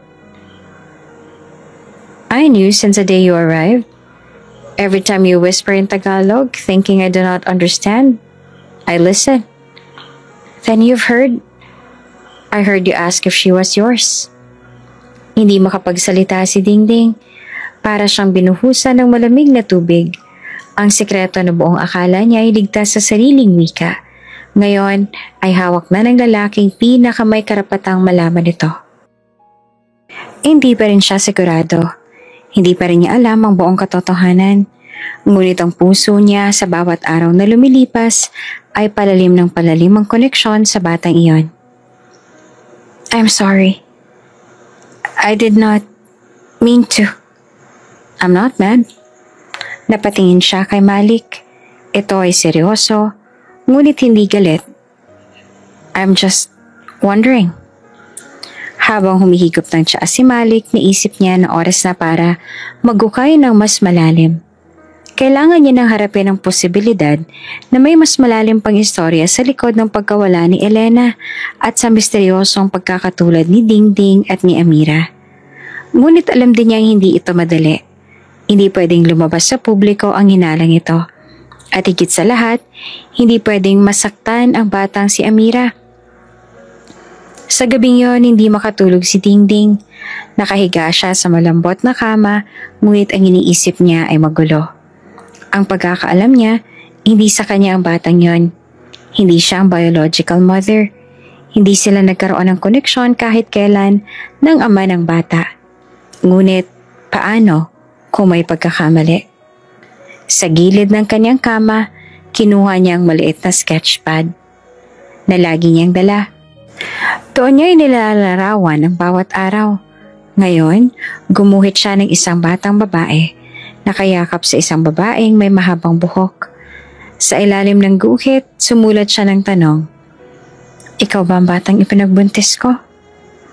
Matahimik ang paligid ng palasyo ng gabing iyon. Ang mga ilaw ng hardin ay tila bituing dahan-dahang bumaba mula sa langit. Naglalaro ang mga sanga ng punong datiles, habang ang hangin naman ay may dalang malamig at mabangong amoy ng gabi. Nakaupo si Dingding sa marble bench sa tabi maliit na lotus pond. Bitbit ang kanyang sketchpad. Isang araw na naman ang lumipas. At tila araw-araw ay palalim ng palalim ang mga emosyong hindi niya maipaliwanag. Habang isinusulat niya sa sulok ng pahina ang pangalan ni Amira, napangiti siya, napatingala siya sa langit. Bakit parang ako talaga ang kanyang ina? Mahina niyang tanong sa sarili. Sa bawat tawa ni Amira, sa bawat himas ng bata sa kanyang kamay kapag natatakot ito, sa bawat gabing kinukwentuhan niya ito ng mga kwento mula sa Pilipinas, pakiramdam ni Dingding ay para bang unti-unti siyang nagiging totoo sa mundong ito. At sa kabila ng lahat ng kasinungalingan, ang damdamin niya ay totoo. Pero mas lalo siyang nababahala sa isa pang bagay, ang damdamin niya para kay Prince Malik. Kinabukasan, habang papunta siya sa nursery upang sunduin si Amira para sa reading session nila, biglang dumilim ang hallway. Naputol ang supply ng kuryente sa silid at nagdilim ang buong pasilyo. Mabilis siyang tumakbo papasok. Nag-aalala na baka matakot ang bata. "Amira?" sigaw niya. "Where are you?" "I'm here, Mama Ding." Tinig ng bata na nanginginig. Dali-dali siyang lumapit sa pinagmula ng tinig. Sa likod ng curtains nakita niya si Amira, nakayakap sa isang stuffed toy. Lumuhod siya at niyakap ito ng mahigpit. "It's okay baby, I got you." Ngunit bago pa sila makalabas ng silid, isang malakas na tunog ang umalingaw-ngaw mula sa gilid. Isang chandelier ang tila nawala ng balanse at bumagsak mula sa kisame. Agad na niyakap ni Dingding si Amira at itinakip ang katawan sa bata. Sa gitna ng pag-alog ng paligid, may mga yabag na mabilis na papalapit. Isang pamilyar na tinig ang sumigaw. "Dingding!" Pagtingala niya, nakita niya si Malik. Basang-basa ng pawis at may bahid ng alikabok ang balikat. Agad nitong inabot ang kamay niya. "Are you hurt?" Umiling siya. "We're fine. Amira is safe." Nang makita ni Malik na ligtas ang anak, kinila niya si Dingding papalapit sa kanya. Sa gulat at kaba, nagdikit ang kanilang mga katawan. Sa loob ng ilang segundo, isang yakap na hindi nila inaasahan. Ngunit tila natural ang dating sa kanilang dalawa. Walang salita, pero may dumaloy na kakaibang kuryente sa pagitan nila. Saglit na katahimikan. Mabilis silang kumalas at si Dingding ay napayuko. Pilit itinago ang pumumula ng kanyang muka. "You protected her," bulong ni Malik. "Again." "I would do it 100 times over," sagot niya na mahina ang tinig. Sa gabi ring yon, habang pinagmamasdan niya si Amira na mahimbing na natutulog, hindi niya na mapigilang mapaisip. Bakit ganito ang nararamdaman ko? Hindi lang ito simpleng pagkakaibigan. Hindi lang ito papel na ginagampanan niya. Unti-unti na itong nagiging bahagi ng katauhan niya. Lumapit siya sa bintana ng kanyang kwarto. Sa labas, tanaw niya ang courtyard kung saan madalas maglakad ang prinsipe tuwing gabi. May hawak siyang tasa ng tsaa. Tahimik at malayo ang tingin. Napalunok si Dingding. Ang damdaming iniiwasan niya ay unti-unti nang lumalapit. Parang alon na kahit anong iwas mo, ay palapit ng palapit sa dalampasigan ng puso mo. Habang nakatitig siya sa kalangitan, bigla niyang naalala ang sarili noon. Nasa ilalim siya ng puno ng mangga sa kanilang probinsya. Hawak ang daroang manika na gawa sa tela. Katabi niya si Boyet na noon ay nasa stroller pa. "Kapag lumaki ako," aniya sa kanyang sarili, "magkakaroon ako ng malaking bahay. Tapos may asawa ako na mabait at may anak na babae." Napangiti siya sa alaalang yon. Noon pa man, iyon na pala ang kanyang pangarap. Isang simpleng pamilya. Isang tahanang may pagmamahal. Ngunit tila napakalayo ng kanyang sinapit sa mga inakala niyang daraanan. Muling bumalik ang isipan niya sa nakaraan. Ang araw nang siya ay pumayag na maging surrogate mother. Isang maliit na silid sa isang klinik sa Maynila ang kanyang pinuntahan noon. May nakaabang ng babae roon. Nakasuot ng itim na blazer, mukhang sekretarya. Tahimik silang nag-usap. "Hindi mo kailangang makilala ang mga magulang ng bata," aniya. "Lahat ay confidential. Basta pagkatapos mong mga anak, kukunin na namin ang bata." Nag-alangan pa siya noon. Ngunit sa dulo, pumayag rin siya. Kailangan niya ng pera para sa operasyon ni Boyet. Pagkatapos ng 9 na buwan, isinilang niya ang isang batang babae. Isang munting nilalang na kahit isang sandali lang ay nasilayan niya bago kinuha ng mga tauhan ng babae. Hanggang ngayon, dala niya pa rin ang imahe ng munting sanggol na iyon. Maliit ang mukha, maputi, may maninipis na buhok. At kung siya'y magpapakatotoo sa sarili, may bahagi sa kanyang puso na naniniwalang iyon ang anak niya. At kung susumahin ng mga taon, sing edad na ni Amira ang batang ipinagbuntis niya noon. Napahawak si Dingding sa dibdib niya. "Huwag kang mag-isip ng ganito," bulong niya sa sarili. "Hindi pwedeng ikaw yon. Hindi pwede." Kinabukasan tila walang nangyari. Si Dingding ay muling bumalik sa kanyang mga gawain. Pagtuturo ng mga Tagalog na salita kay Amira, pag-aasikaso ng mga bulaklak sa Royal Greenhouse, at pag-aasiste sa ilang simpleng public events. Ngunit sa bawat galaw niya, naroon ang bigat ng tanong sa kanyang puso. Ang bawat tawa ni Amira ay tila pamilyar. Ang bawat hinga parang kasabay ng tibok ng kanyang sariling damdamin. At si Malik, na ngayon ay mas madalas nang dumikit sa kanya, ay tila nakakapansin din sa pagbabagong ito. "Are you feeling distracted lately?" Tanong nito isang gabi habang sabay silang naglalakad sa veranda. "I don't know," sagot naman ni Dingding. "Maybe I'm just thinking too much." "Thinking of home?" Tumingin si Dingding sa kanya, tsaka umiling. No, I think I'm starting to feel like this is home. Muli silang natahimik. At sa katahimikang iyon, umusbong ang damdaming hindi kayang pangalanan. Pagtingin ni Dingding sa kanya, may munting ngiti sa labi ni Malik. Isang ngiting hindi niya pa nakita kailanman. Banayad, totoo. At sa sarili niyang puso, naramdaman niya ang isang mumunting bulong. Puso mo na bang sumusuko, Dingding? Madaling araw sa palasyo. Habang ang buong kabahayan ay tahimik at ang mga ilaw ay nakapatay maliban sa ilang night lamp sa mga pasilyo, isang itim na kotse ang pumarada sa gilid ng gate ng private entrance. Hindi ito dumaan sa front security. Ang driver ay hindi bumaba. Isa lamang ang lumapit. Ang personal assistant ni Prince Malik, si Harun, na may hawak na gloved folder. Tahimik niya itong tinanggap mula sa isang kamay na lumabas sa binuksang bintana ng sasakyan. Pagkatapos ay umalis ang sasakyan na parang anino. Agad dinala ni Harun ang folder sa study ng prinsipe. Ang ilaw sa loob ng silid ay bukas na at naroon si Malik. Nakasuot pa rin ang panggabing kasuotan, ngunit gising ang isipan. Your Highness, ani Harun habang inilalapag ang envelope. This came from Geneva, from one of your wife's former colleagues in the hospital. Tahimik na kinuha iyon ni Malik. Binaliktad-baliktad niya ang folder bago dahan-dahang binuksan.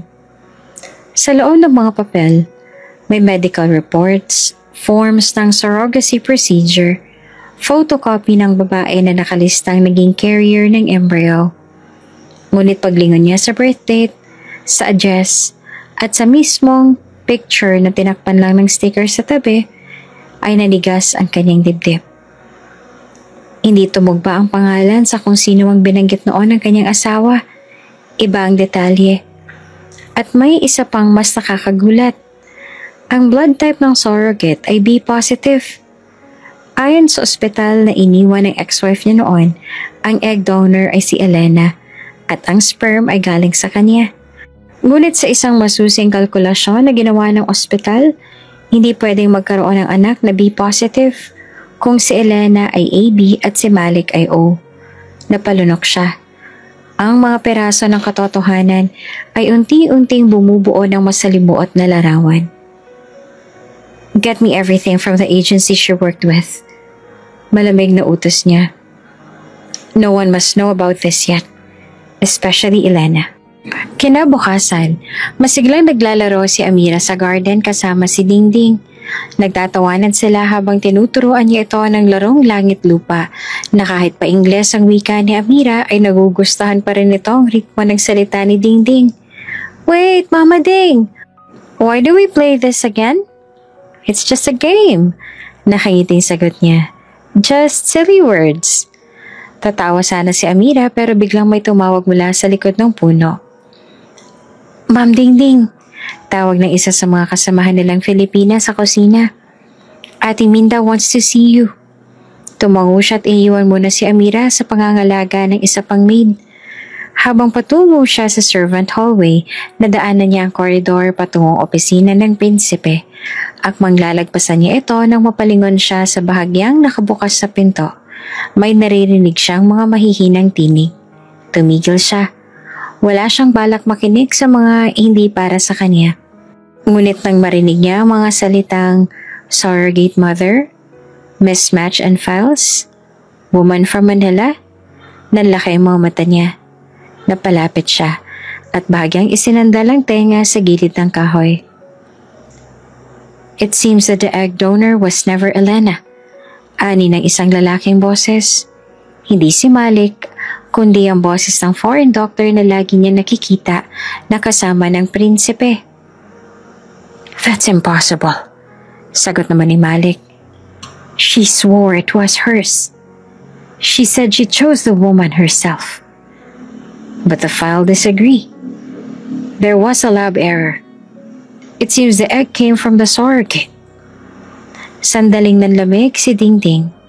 Parang tinamaan siya ng matalim na hangin sa dibdib. Ang surrogate, ang babaeng nagbuntis, ang totoong ina ng bata. Siya ba? Pinilit niyang umatras. Bumalik sa hallway pero tila mabigat ang mga paa niya. Huminga siya ng malalim at pinilit kumalma. Naglakad siya papalayo. Ngunit sa bawat hakbang, umaalingaw-ngaw pa rin sa isip niya ang bawat salitang kaniyang narinig. Tumigil siya sa isang sulok ng hallway at pinikit ang mga mata. Ang bata, si Amira. Sa edad niya, sanggol na ipinagbuntis niya noon. Walang araw na hindi niya naisip kung kumusta na iyon. Walang gabing hindi siya tinanong ng konsensya kung tama ba ang naging desisyon niya. Ngayon, masyado ng maraming pagkakapareho. Napaupo siya sa gilid ng hallway. Hindi niya alam kung hihimatayin siya o iiyak. Ang buong mundo niya ay parang nag-aalangan sa pagitan ng posibilidad at katotohanan. Ngunit bago pa siya tuluyang madala ng emosyon, may biglang tumawag mula sa likod niya. Ding-ding? Anong ginagawa mo riyan? Kanina pa kita hinihintay.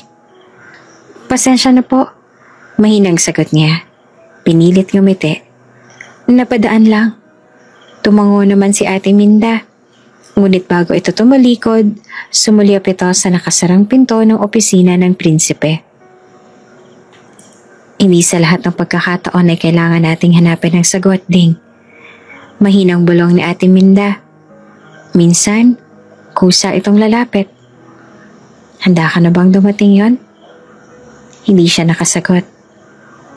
Sa gabing iyon, habang pinagmamasdan niya si Amira na natutulog, nakaupo siya sa sahig ng silid. Ang kamay niya ay nakapatong sa dibdib ng bata na marahang humihinga sa kanyang tabi. Para itong anghel na hindi mo maaaring saktan. Ngunit sa kanyang loob, naglalaro ang takot at pagnanasa. Takot na baka totoo nga ang hinala niya. At pagnanasa na sana nga ay totoo. Anak ba talaga kita? Mainit ang hangin ng desyerto ng araw na iyon. Tila nagbabadya ng isang bagyong hindi pangkaraniwan. Sa loob ng palasyo, ang katahimikan ay sinasalubong ng kabang hindi maipaliwanag kung ano. Hanggang sa may dumating. Isang itim na limousine ang dahan-dahang pumasok sa tarangkahan ng palasyo. Makinis ang pintura, makintab ang mga bintana. Sa bawat pag-ikot ng gulong, tila may alaala ang kanyang pagbabalik. Bumukas ang pintuan ng sasakyan. Unang bumaba ang dalawang lalaking nakaitim, mga bodyguard. Sunod ay isang babaeng nakaputing jumpsuit na hapit sa bewang at bumagay sa kanyang hugis modelo na katawan. Nakasuot siya ng designer sunglasses at habang papalapit siya sa pintuan ng palasyo, tinanggal niya ito at ibinulsa. Ang kanyang mga mata ay malamig, tsak at sanay sa pagtanggap ng atensyon. Siya si Elena Ramirez Al-Saif, ang dating asawa ni Prince Malik, at ngayon nagbabalik. Sa loob ng palasyo, abala si Dingding sa pag-aasikaso ng agahan ni Amira. Habang pinupunasan niya ang gilid ng bibig ng bata, napansin niya ang mabilis na yapak ng tauhan sa hallway. Hindi ito karaniwang kilos, may paparating. Is there a visitor? Tanong niya kay Ate Minda, na noon ay abala rin sa pag-aayos ng bulaklak. Tumango si Ate Minda. Hindi lang basta bisita. Bumalik na ang dating reyna ng palasyo. Napakapit si Dingding sa likod ng upuan. Hindi niya kailangang itanong kung sino. Ramdam ng buong paligid ang tensyon. Nagtama ang kanilang paningin ni Ate Minda. At sa isang saglit na iyon, tila naramdaman niyang may paparating na unos. Sa Grand Hall, doon sila unang nagkaharap. Si Elena, matikas ang tintig. Nakatayo sa gitna ng silid. Si Dingding naman ay bagong dating mula sa nursery. Kasama niyang naglalakad si Amira, nakahawak sa kanyang palad. Nang makita ni Elena ang bata, lumambot ang ekspresyon niya. Amira? Malambing ngunit may bahid ng pagtatangka. Tumingin si Amira sa kanya, bahagyang nagtaka. Pero hindi agad tumakbo palapit. Sa halip ay kumapit ito ng mas mahigpit sa kamay ni Dingding. Lumingon si Elena sa kanya. Sinipat siya mula ulo hanggang paa. You must be the maid? Tanong ni Elena sa malinaw at matigas na Ingles. I am Dingding Navarro. Mahinang sagot niya. Nanginginig ang tinig. I was hired to take care of Amira. Take care of my child. Walang imik si Dingding. Sa loob ng kanyang dibdib, ang puso ay humahagipis sa takot at pagtatanggol. Lahat ng panahong ginugol niya kay Amira, lahat ng gabi ng pagkukwento, lahat ng oras ng pagtuturo, tila unti-unting binubura ng isang pagbabalik. Nasa itaas si Prince Malik nang matanggap ang tawag mula sa mga tauhan sa ibaba. She's here, Your Highness. Lady Elena has arrived. Sa ilang saglit ay bumaba siya. Diretso ang lakad. Mahigpit ang ekspresyon. Pagpatak pa lamang niya sa marble stairs, nagtama agad ang kanilang mga mata ng dating asawa. Elena? Malik? Sagot ng babae. Malumanay ngunit puno ng kumpiyansa. You look well. Hindi ngumiti ang prinsipe. Tumango lamang ito. You are welcome here, as a guest. Bahagyang nagtaka si Elena. A guest? I cannot welcome you as a wife. Not anymore. Nanlaki ang mga mata ni Dingding sa narinig. Lihim na napatingin siya kay Ate Minda na noon ay tahimik sa tabi. Very well. Ani at tinanggal ang kanyang coat at iniabot sa tauhan. I'll stay as long as I need to. You and I have a lot to discuss. Especially about our daughter. Dinig na dinig ni Dingding ang bawat salitang iyon. At sa bawat titik, tila may tinutudla ito sa kanyang puso. Sa silid niya, mag-isa si Dingding. Nakaupo siya sa gilid ng kama. Nakatitig sa kamay niyang tila nanginginig. Sa dami ng dinaanang panganib, ito ang unang pagkakataon na naramdaman niyang totoo ang banta sa kanyang kinalalagyan. Hindi ako asawa. Hindi ako ina. Hindi ako karapat-dapat. Isinubsob niya ang mukha sa mga palad. Hindi niya alam kung paano haharapin ang isang babaeng may karapatang formal, may kasal, may pangalan. Ngunit wala sa puso ng bata. Sa gabi may maikling pagtitipon sa hardin para sa pagdiriwang at pagbabalik ni Elena. Pinilit ni Dingding na huwag lumabas, ngunit tumawag si Prince Malik. Pinatawag siya mismo. Pagdating niya sa hardin, lahat ng mata ay tila tumigil sa kanya. Nasa gitna si Elena, nakasuot ng gintong bestida. Si Malik ay naroon rin, malayo ang tingin, tila walang sino mang gustong makausap. Paglapit ni Dingding, si Amira ay agad na lumapit sa kanya. Can we go read a book, Mama Ding? Nag-init ang tenga ni Elena. She calls you that now? She started it herself. Sagot ni Malik, mahinahon. We never asked her to, but she chose to. Tumahimik si Elena. Ngunit kapansin-pansin ang pamumula ng kanyang mga pisngi. Isang gabi, tumaas ang lagnat ni Amira kahit sinadya siyang painumin ng gamot. Agad na nagpatawag ang doktor ng sample tube para kunin ang dugo. Nahalata ni Dingding ang kaba sa paligid. Bagamat dati na siyang umukupa ng malubhang role, hindi ito basta-basta. Ito ang anak ng prinsipe. At ngayon may sakit ito, tila ang mismong pader ng palasyo ay nagalikot sa takot. Simpleng sakit lang, ayon sa unang diagnosis. Ngunit nang dumating ang preliminary result, kumalat ang kaba. May posibilidad na hemolytic anemia. Ito ay kondisyon kung saan ang dugo ng bata ay mabilis na nasisira. Kinakailangan ng agarang blood transfusion at pag-match sa compatible donor. Sa pasilyo, nakatayo si Prince Malik. Pinagmamasdan ang pinto ng room. Siya ay laging kalmado, ngunit may ilaw na naiiba sa mga mata. Sumunod din sina Ate Minda, Harun at ibang staff. Lahat ay naginanakit, ngunit alam nilang kailangan kumilos ng mabilis. Si Dr. Hussein, isang foreign medical officer, ang nagbigay ng balita. This is urgent, paghatol niya. We need a compatible donor within the next hour. Tumahimik si Malik nang sabihin iyon. Malalim ang paghinga. I want Dingding to match first. Siya na ang nag-utos. Napatingin sa kanya ang mga doktor. Gayon din si Harun. What if she does not match? Tanong ng isa. I will search for a donor otherwise. But let us start with her. Nakatayo naman si Dingding sa loob ng silid niya nang dumating si Harun. Your Highness needs you here. Sabi nito habang dahan-dahang kumatok. Malumanay siyang nilapitan ni Malik. I'm sorry, Ania. But you might be the only match. Me? Sagot naman ni Dingding na halos hindi makapaniwala. Yes. We are matching your blood type right now. Biglang tumibok ang dibdib nito.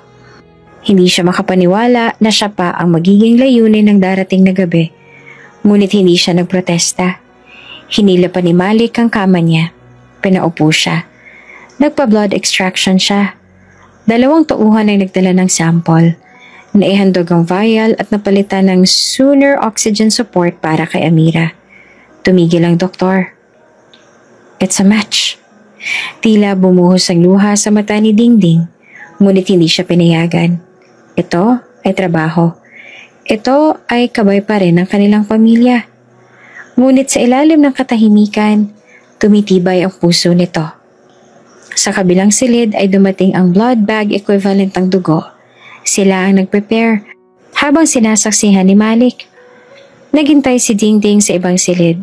Ngunit madali naman siyang tinawag. Ngumiti si Malik nang makita siyang papasok. They're ready for you for transfusion, sabi nito. Come. Habang nakaupo siya, napansin niyang mga tauhan ay tahimik. Nang maiabot ang 3 bag ng dugo, ang isa ay kay Dingding. Nilapag ito sa pagmamanman ng doktor. Unang bag ng dugo ay nilagay sa kanyang kamay upang mag-circulate. Siya ay nakahawak ng kamay ni Malik. Hindi niya alam kung paano silang nakatayo rito. Ngunit paliwanag ng doktor, estresadong samahan sila. Dumating ang sampay ng dugo. Tumigil ang medical officer, kasabay ng patuloy na pagmamanman kay Amira. Pagkaraan ng ilang minuto ay nagising ang bata. Ngunit ang kulay ng kanyang labi ay naging mas normal. Mas kakulay na ng kanyang mukha. Nagdesisyon ng prinsipe na gawin ang DNA test. Kailangan nang malaman kung tunay nga na ina ni Amira si Dingding. Habang naghihintay, si Dingding ay naupo sa sofa. Tinatakpan ng mukha. Nag-iisip. Hindi niya alam kung handa na ba siya sa sagot. Hindi rin siya makarecover sa nangyari. Ang clinic ay nag-expedite ng test.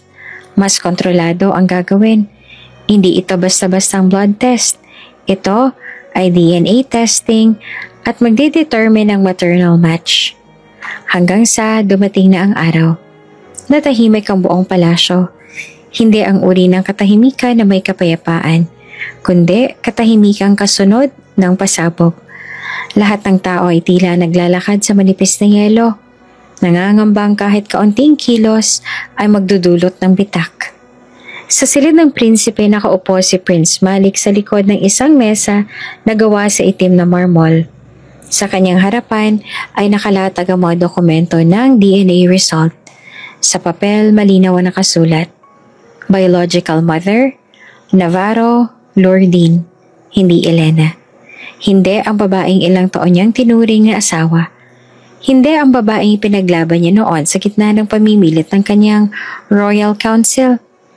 Hinimas niya ang sentido, mariing pinikit ang mga mata. Sa isang iglap, lahat ng pinaniniwalaan niyang totoo ay nag-iba. At higit sa lahat, kasabay ng pagputol sa dati, unti-unti nang tumibay ang koneksyon sa isa pang babae, si Dingding. Sa kabilang dako ng palasyo, sa isang silid na may salaming bintana na tanaw ang malawak na hardin, nandoon si Elena. Nakatayo siya sa harap ng salamin, nakayapak, at may hawak na baso ng alak. Kanina pa siyang naroon, pilit na kinakalma ang sarili. Ngunit ang galit sa kanyang dibdib ay parang apoy na hindi matakpan kahit anong lamig ng salamin. Walang kumatok. Bigla na lamang bumukas ang pinto. Sa likod nito, nandoon si Malik. "Let's talk," ani niya ng diretso at malamig. Bumaling naman si Elena sa kanya. "You already made your decision, didn't you?" "I just want to tell you the truth," sabi pa ni Malik. Lumapit siya ng ilang hakbang at inilapag ang papel sa mesang malapit sa babae. "Read it." Kinuha ni Elena ang dokumento, tiningnan. At habang binabasa ay unti-unting nagdilim ang kanyang mga mata. "No," bulong niya. "This is not possible." "It is," sagot ni Malik. "We had the sample tested 3 times. The result is the same." "Then the clinic must have lied? Or she manipulated it? The maid must have..." "She's not a maid," putol ni Malik. Mariin at puno ng diin. "She is the biological mother of my daughter. And that makes her someone I respect." Natahimik si Elena. Napatingin siya kay Malik. Parang noon lang siya sinampal. "So what now?" Maanghang ang boses niya. "You want to replace me? You want to erase me in Amira's life just because of a mistake in a laboratory?" "You're the one who lied first." Hindi umimik si Elena. Nagpatuloy si Malik. "Remember when you told me you could not carry a child because of a rare heart condition? That the doctor advised you against getting pregnant, and so you asked for a surrogate. I agreed. We used what we thought were eggs in my sperm. That was the deal. But I didn't lie about the condition." "No?" Putol pa ni Malik. "But you did not confirm if the egg transfer was successful. You never followed up. You never checked. All you wanted was the title of being a mother without the burden of becoming one." "I did not know. I swear, I thought..." "You left," Malik said quietly. "You abandoned her. And now, you want to claim her? Simply because you found out someone else is loved by her?" Umigting ang panga ni Elena. "She is still legally mine. She was born during our marriage, and I signed the papers. That child carries my name." "I will fight that," sagot ni Malik. Walang pag-aalinlangan. "She deserves the truth, and Dingding deserves justice." Sa kabilang silid, si Dingding ay tahimik na nakaupo sa harap ng salaming parisukat. Sa kanyang kandungan ay ang isang maliit na cardigan ni Amira na nilabhan niya mismo. Inaamoy niya ito. Inaalala ang mga tawanan at hapong pagbabantay habang natutulog ang bata. Pumasok si Ate Minda. "May pag-uusap sa kabilang silid," aniya. "Si Prince Malik at si Elena." Napalingon si Dingding, ngunit hindi nagsalita. Hindi ito magiging madali. Dagdag pa ni Ate Minda habang umupo sa tabi niya. "Pero isang bagay ang sigurado. Lumalaban ang prinsipe. Para sa'yo." Natigilan si Dingding. "Para sa akin?" "Oo," sabi ni Ate Minda. "At para sa anak din niyo." Lalong lumalim ang buntong hininga ni Dingding. Sa wakas, ang salitang anak ay hindi nakatang-isip lamang sa kanya. Ito ay totoo. May laman, may bigat. Ngunit kasabay ng tuwa, ang takot ay hindi rin nawala. "Pero wala akong karapatan," mahinang sabi niya. "Wala akong pangalan. Wala akong perma. Wala akong papel." "Ang puso," sagot ni Ate Minda, "ay hindi kailanman nakasulat sa kontrata. Pero hindi ibig sabihin na wala kang laban." Kinagabihan pinatawag ni Malik si Dingding sa kanyang study. Tahimik ito, ngunit ramdam ang tensyon sa loob ng silid. May mga papel sa mesa. May mga dokumentong ipinasusuri. Lahat may kinalaman sa bata. Ngunit higit pa roon, may isa pang bagay na mas mabigat. "Dingding, Ani Malik habang pinagmamasdan siya. I know this is sudden. I know your life was simple before I dragged you into this world. Napatingin si Dingding. Tahimik lang. But I need to tell you something. Tumigil siya saglit.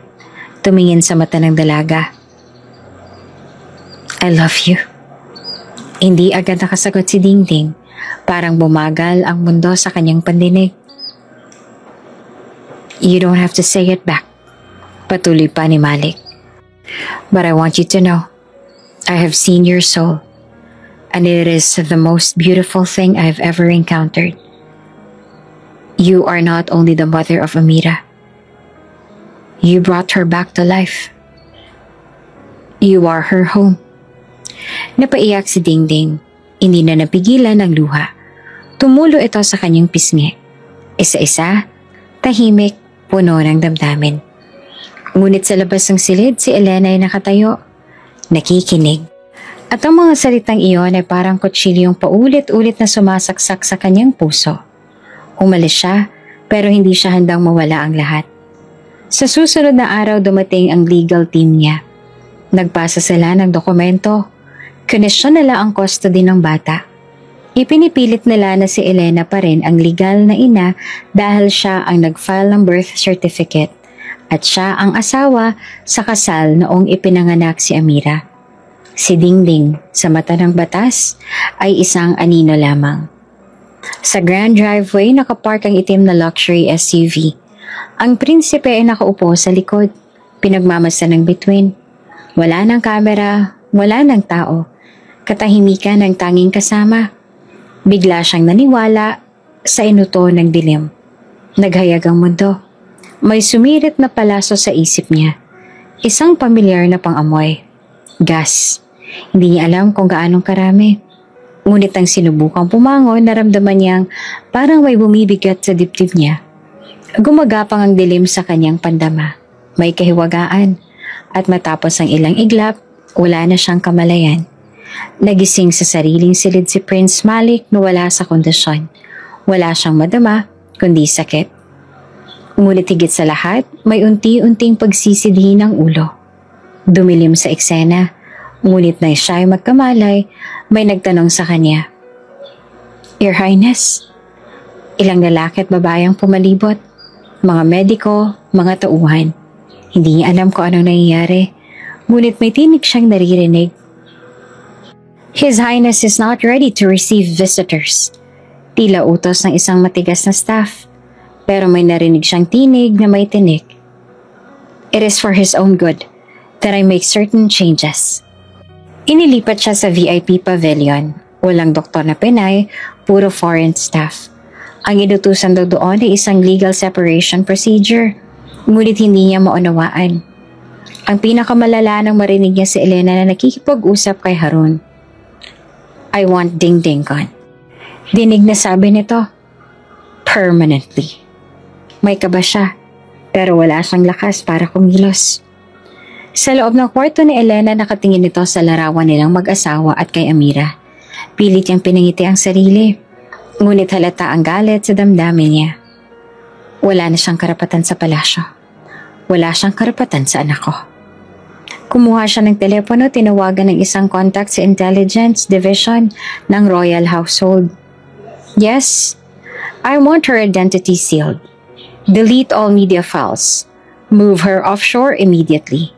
Once done, inform me. Matapos ang ilang araw, nakabalik na si Malik sa sarili. Ang hallways ng palasyo ay tahimik na ngayon. Ang aura niya ay iba na. Ang kanyang itsura ay may tanda ng sakit at pagkawala ng ilang araw.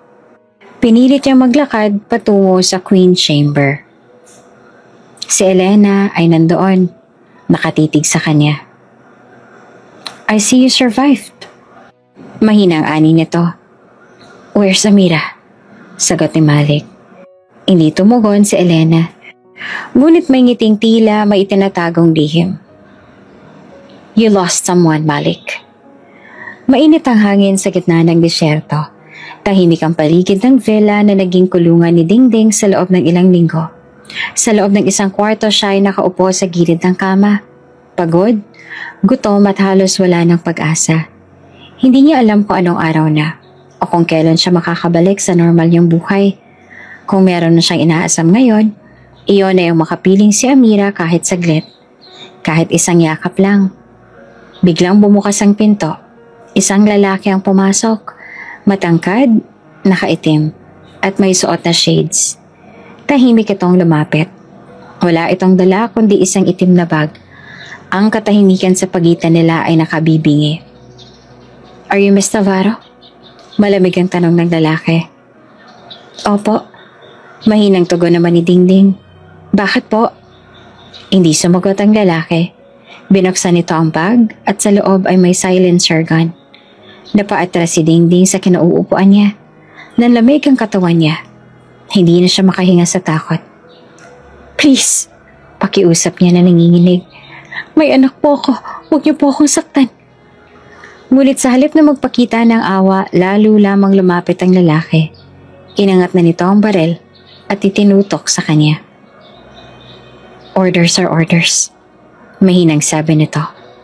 Tumulo ang luha ni Dingding, pumikit siya. Ngunit bago pa man tumunog ang anumang putok, isang boses ang gumambala. "Put that down!" Malalim, mabigat at puno ng galit. Boses ng isang lalaking hindi sanay pinangungunahan. Isang tinig na hindi inaasahang muling maririnig ni Dingding. Napamulat siya. Sa pintuan nagsilid nakatayo si Prince Malik. Nakasuot ito ng itim na balabal. May sugat pa sa gilid ng noo. Ngunit may mga mata na naglalagablab sa galit. "She is under my protection," madiin nitong sabi. "Anyone who touches her dies." Nataranta ang lalaki may baril. Agad itong binitiwan ng sandata at lumuhod. "Your Highness, I was just following." "Whose orders?" Tanong ni Malik palapit. "Whose orders?" Hindi sumagot ang lalaki. Ngunit may lumabas sa pangalan sa kanyang bibig. Paimpit, puno ng takot. "Princess Elena." 2 oras matapos ang pagsakip kay Dingding, umalingaw-ngaw sa buong palasyo ang balita. Ang prinsipe na matagal na sinasabing nasa ilalim pa rin ng gamutan ay bumalik na. Buhay, malakas, at galit. Walang sinayang na oras si Malik. Sa gitna ng Royal Hall, sa harap ng council at ng ilang miyembro ng media na dumalo para sa regular na press briefing, formal niyang ipinahayag ang katotohanan. "Today, Ania, I bring light to the darkness that has long hidden within these walls. The woman who carried and gave birth to my daughter has been silenced, imprisoned, and targeted. And the one behind is my former wife." Gulat ang lahat. Nagbulungan ang mga opisyal. Nagsimulang gumalaw ang mga kamera. Inilabas ang pangalan ni Dingding at ang buong kwento ay unti-unting inilantad sa publiko. Dumating ang mga otoridad at formal na inaresto si Elena sa loob mismo ng Royal Estate. Wala siyang nagawa kundi ang sumigaw habang kinakaladkad. "She's lying!" sigaw ni Elena. "She seduced him! She manipulated all of you!" Ngunit wala na itong bisa. Kasama ng mga ebidensyang hawak ng prinsipe, pati ang mga mensahe sa telepono, bank transfers at testimonya ng ilang staff, tuluyang bumagsak ang posisyon ni Elena. Sa mga sumunod na araw, naging laman ng bawat pahayagan at balita ang kwento ni Dingding at Prince Malik. Isang kwento ng panilinlang, pagmamahal at pagkakamit ng katarungan. Ang courtroom ay puno ng mga taong nakasaksi sa kasaysayan ng kaharian. Naroon ang ilang miyembro ng royal family, mga kinatawan ng batas at mga abogado. Nakatayo roon si Dingding sa witness stand habang binabasa ng hukom ang mga dokumento ng surrogacy, ang DNA test result at ang mga detalyeng napatunayang si Dingding ang tunay na ina ni Amira. "Miss Lordy Navarro," tanong ng hukom, "do you confirm that you never signed any contract waiving your rights to your child after birth?" "Yes, Your Honor," mahinahong tugon ni Dingding. "I was told I had no rights to begin with. But I was never shown anything. I never signed anything. Tahimik ang courtroom. Tila lahat ay huminto sa paghinga. Nagpatuloy ang abogado ng kampo ni Elena, ngunit hindi na nila napigilan ang pag-usad ng batas. Ilang linggo ang lumipas sa huling desisyon ng korte. Inalis ang legal claim ni Elena bilang ina. Ibinigay ang buong kustodiya kay Prince Malik at kay Dingding. Kinilala rin ng Royal Court si Dingding bilang opisyal na kasapi ng Royal Family. Sa press conference, isinama ni Malik si Dingding at si Amira. Suot ni Dingding ang isang eleganteng traditional dress na may simpleng borda. Sa kanyang tabi ay si Amira na mahigpit na nakakapit sa kanyang kamay. She's no longer just a surrogate, sabi ng prinsipe sa harap ng kamera. She is the woman I love, the mother of my child, and the woman I am proud to stand beside as my partner and equal. Nagpalakpakan ng lahat. Sa likod ng entablado, si Ate Minda ay tahimik na umiiyak habang pinagmamasdan ang kaganapan. Ilang araw matapos ang paglalantala ng desisyon ng korte, naganap ang isang private dinner sa loob ng palasyo. Dumalo ang ilang miyembro ng royal family, kabilang ang matandang reyna, ang ina ni Malik. Tahimik na naglakad si Dingding papunta sa gitna ng mesa kung saan naghihintay ang reyna. I have heard your story, ani ng reyna, and I have watched your heart in the eyes of my granddaughter. Saglit siyang tumigil. Tumingin sa mga mata ni Dingding. You have suffered, and yet you remained kind. That is more royal than any title I can bestow. Welcome to our family. Hindi na napigilan ni Dingding ang mapaluha. Yumuko siya at buong pusong nagpasalamat. At sa unang pagkakataon kahit wala sa sariling bayan, sa isang banyagang bansa, si Dingding ay nakaramdam ng isang bagay na matagal niyang inaasam. Dumating na sa wakas ang araw na pinakahihintay ng lahat. Sa hudyat ng musika, nagsimulang maglakad si Dingding sa gitna ng aisle. Nakatingin sa kanya ang ilang piling bisita. Ilan sa kanila ay royal family. Ilan ay staff na naging saksi sa kanyang pagdating, pagdadapa, at ngayon ay pagbangon. Sa kanyang tabi ay si Boyet. Hawak ang kanyang kamay. Habang si Aling Nena naman ay nasa likod, pinipigilang maiyak. Sa dulo ng aisle nakatayo si Malik, nakatitig lamang sa kanya. Hindi siya kumurap. Parang bawat takbang ni Dingding ay isang pangakong sinasalo niya. Pagdating sa harap, inabot ni Malik ang kamay ni Dingding. Hindi niya ito binigkas, ngunit ramdam sa kilos ng kanyang palad ang pag-iingat, ang pangangalaga at ang pagsuko. Sa gitna ng seremonya, tahimik na pinanood ni Amira ang kanyang mga magulang. Nakaupo siya sa tabi ni Ate Minda. Hawak-hawak ang kanyang maliit na bouquet at ang kanyang mga mata ay kumikislap. Parang alam niya na ito na ang araw na matagal niya nang hinihintay. You are my family, sambit ni Malik habang nakatingin kay Dingding. Not because of blood alone, but because you stayed when others walked away. I never wanted a crown, sagot ni Dingding habang nanginginig ang tinig. I only wanted a home, but I found both when I found you. Walang ingranding kasunduan, walang pangakong paulit-ulit, ngunit sa pagitan ng mga mata nila ay ang katiyakan ng pananatili. Pagkatapos ng kanilang sagot sa seremonya, lumapit si Amira at iniabot ang mga singsing. Hindi ito kinailangang sabihin ng sino man. Itinaas si Malik ang kamay ni Dingding, isinuot ang singsing sa kanyang daliri, at tinalikan nito sa likod ng palad, isang pagkilalang mas mataas pa sa anumang pamagat. Matapos ang kasal, lumabas silang tatlo sa courtyard. Ang langit ay naging kulay ginto. Kumalat ang sinag ng araw sa paligid nila. Si Amira ay nasa gitna ng kanyang mga magulang. Nagtatakbo siya sa damuhan. Tinatawanan ng mga paru-parong pinalipad sa seremonya. Mami Ding! Tawag niya habang hawak ang isang bulaklak. This is for you! Lumuhod naman si Dingding sa harap niya at niyakap siya. Sa likod nila, si Prince Malik ay nakangiting pinagmamasdan ng dalawa. Dumating ang reyna, ang ina ni Malik, at niyakap silang lahat. You are no longer just my son. You are a father and a husband.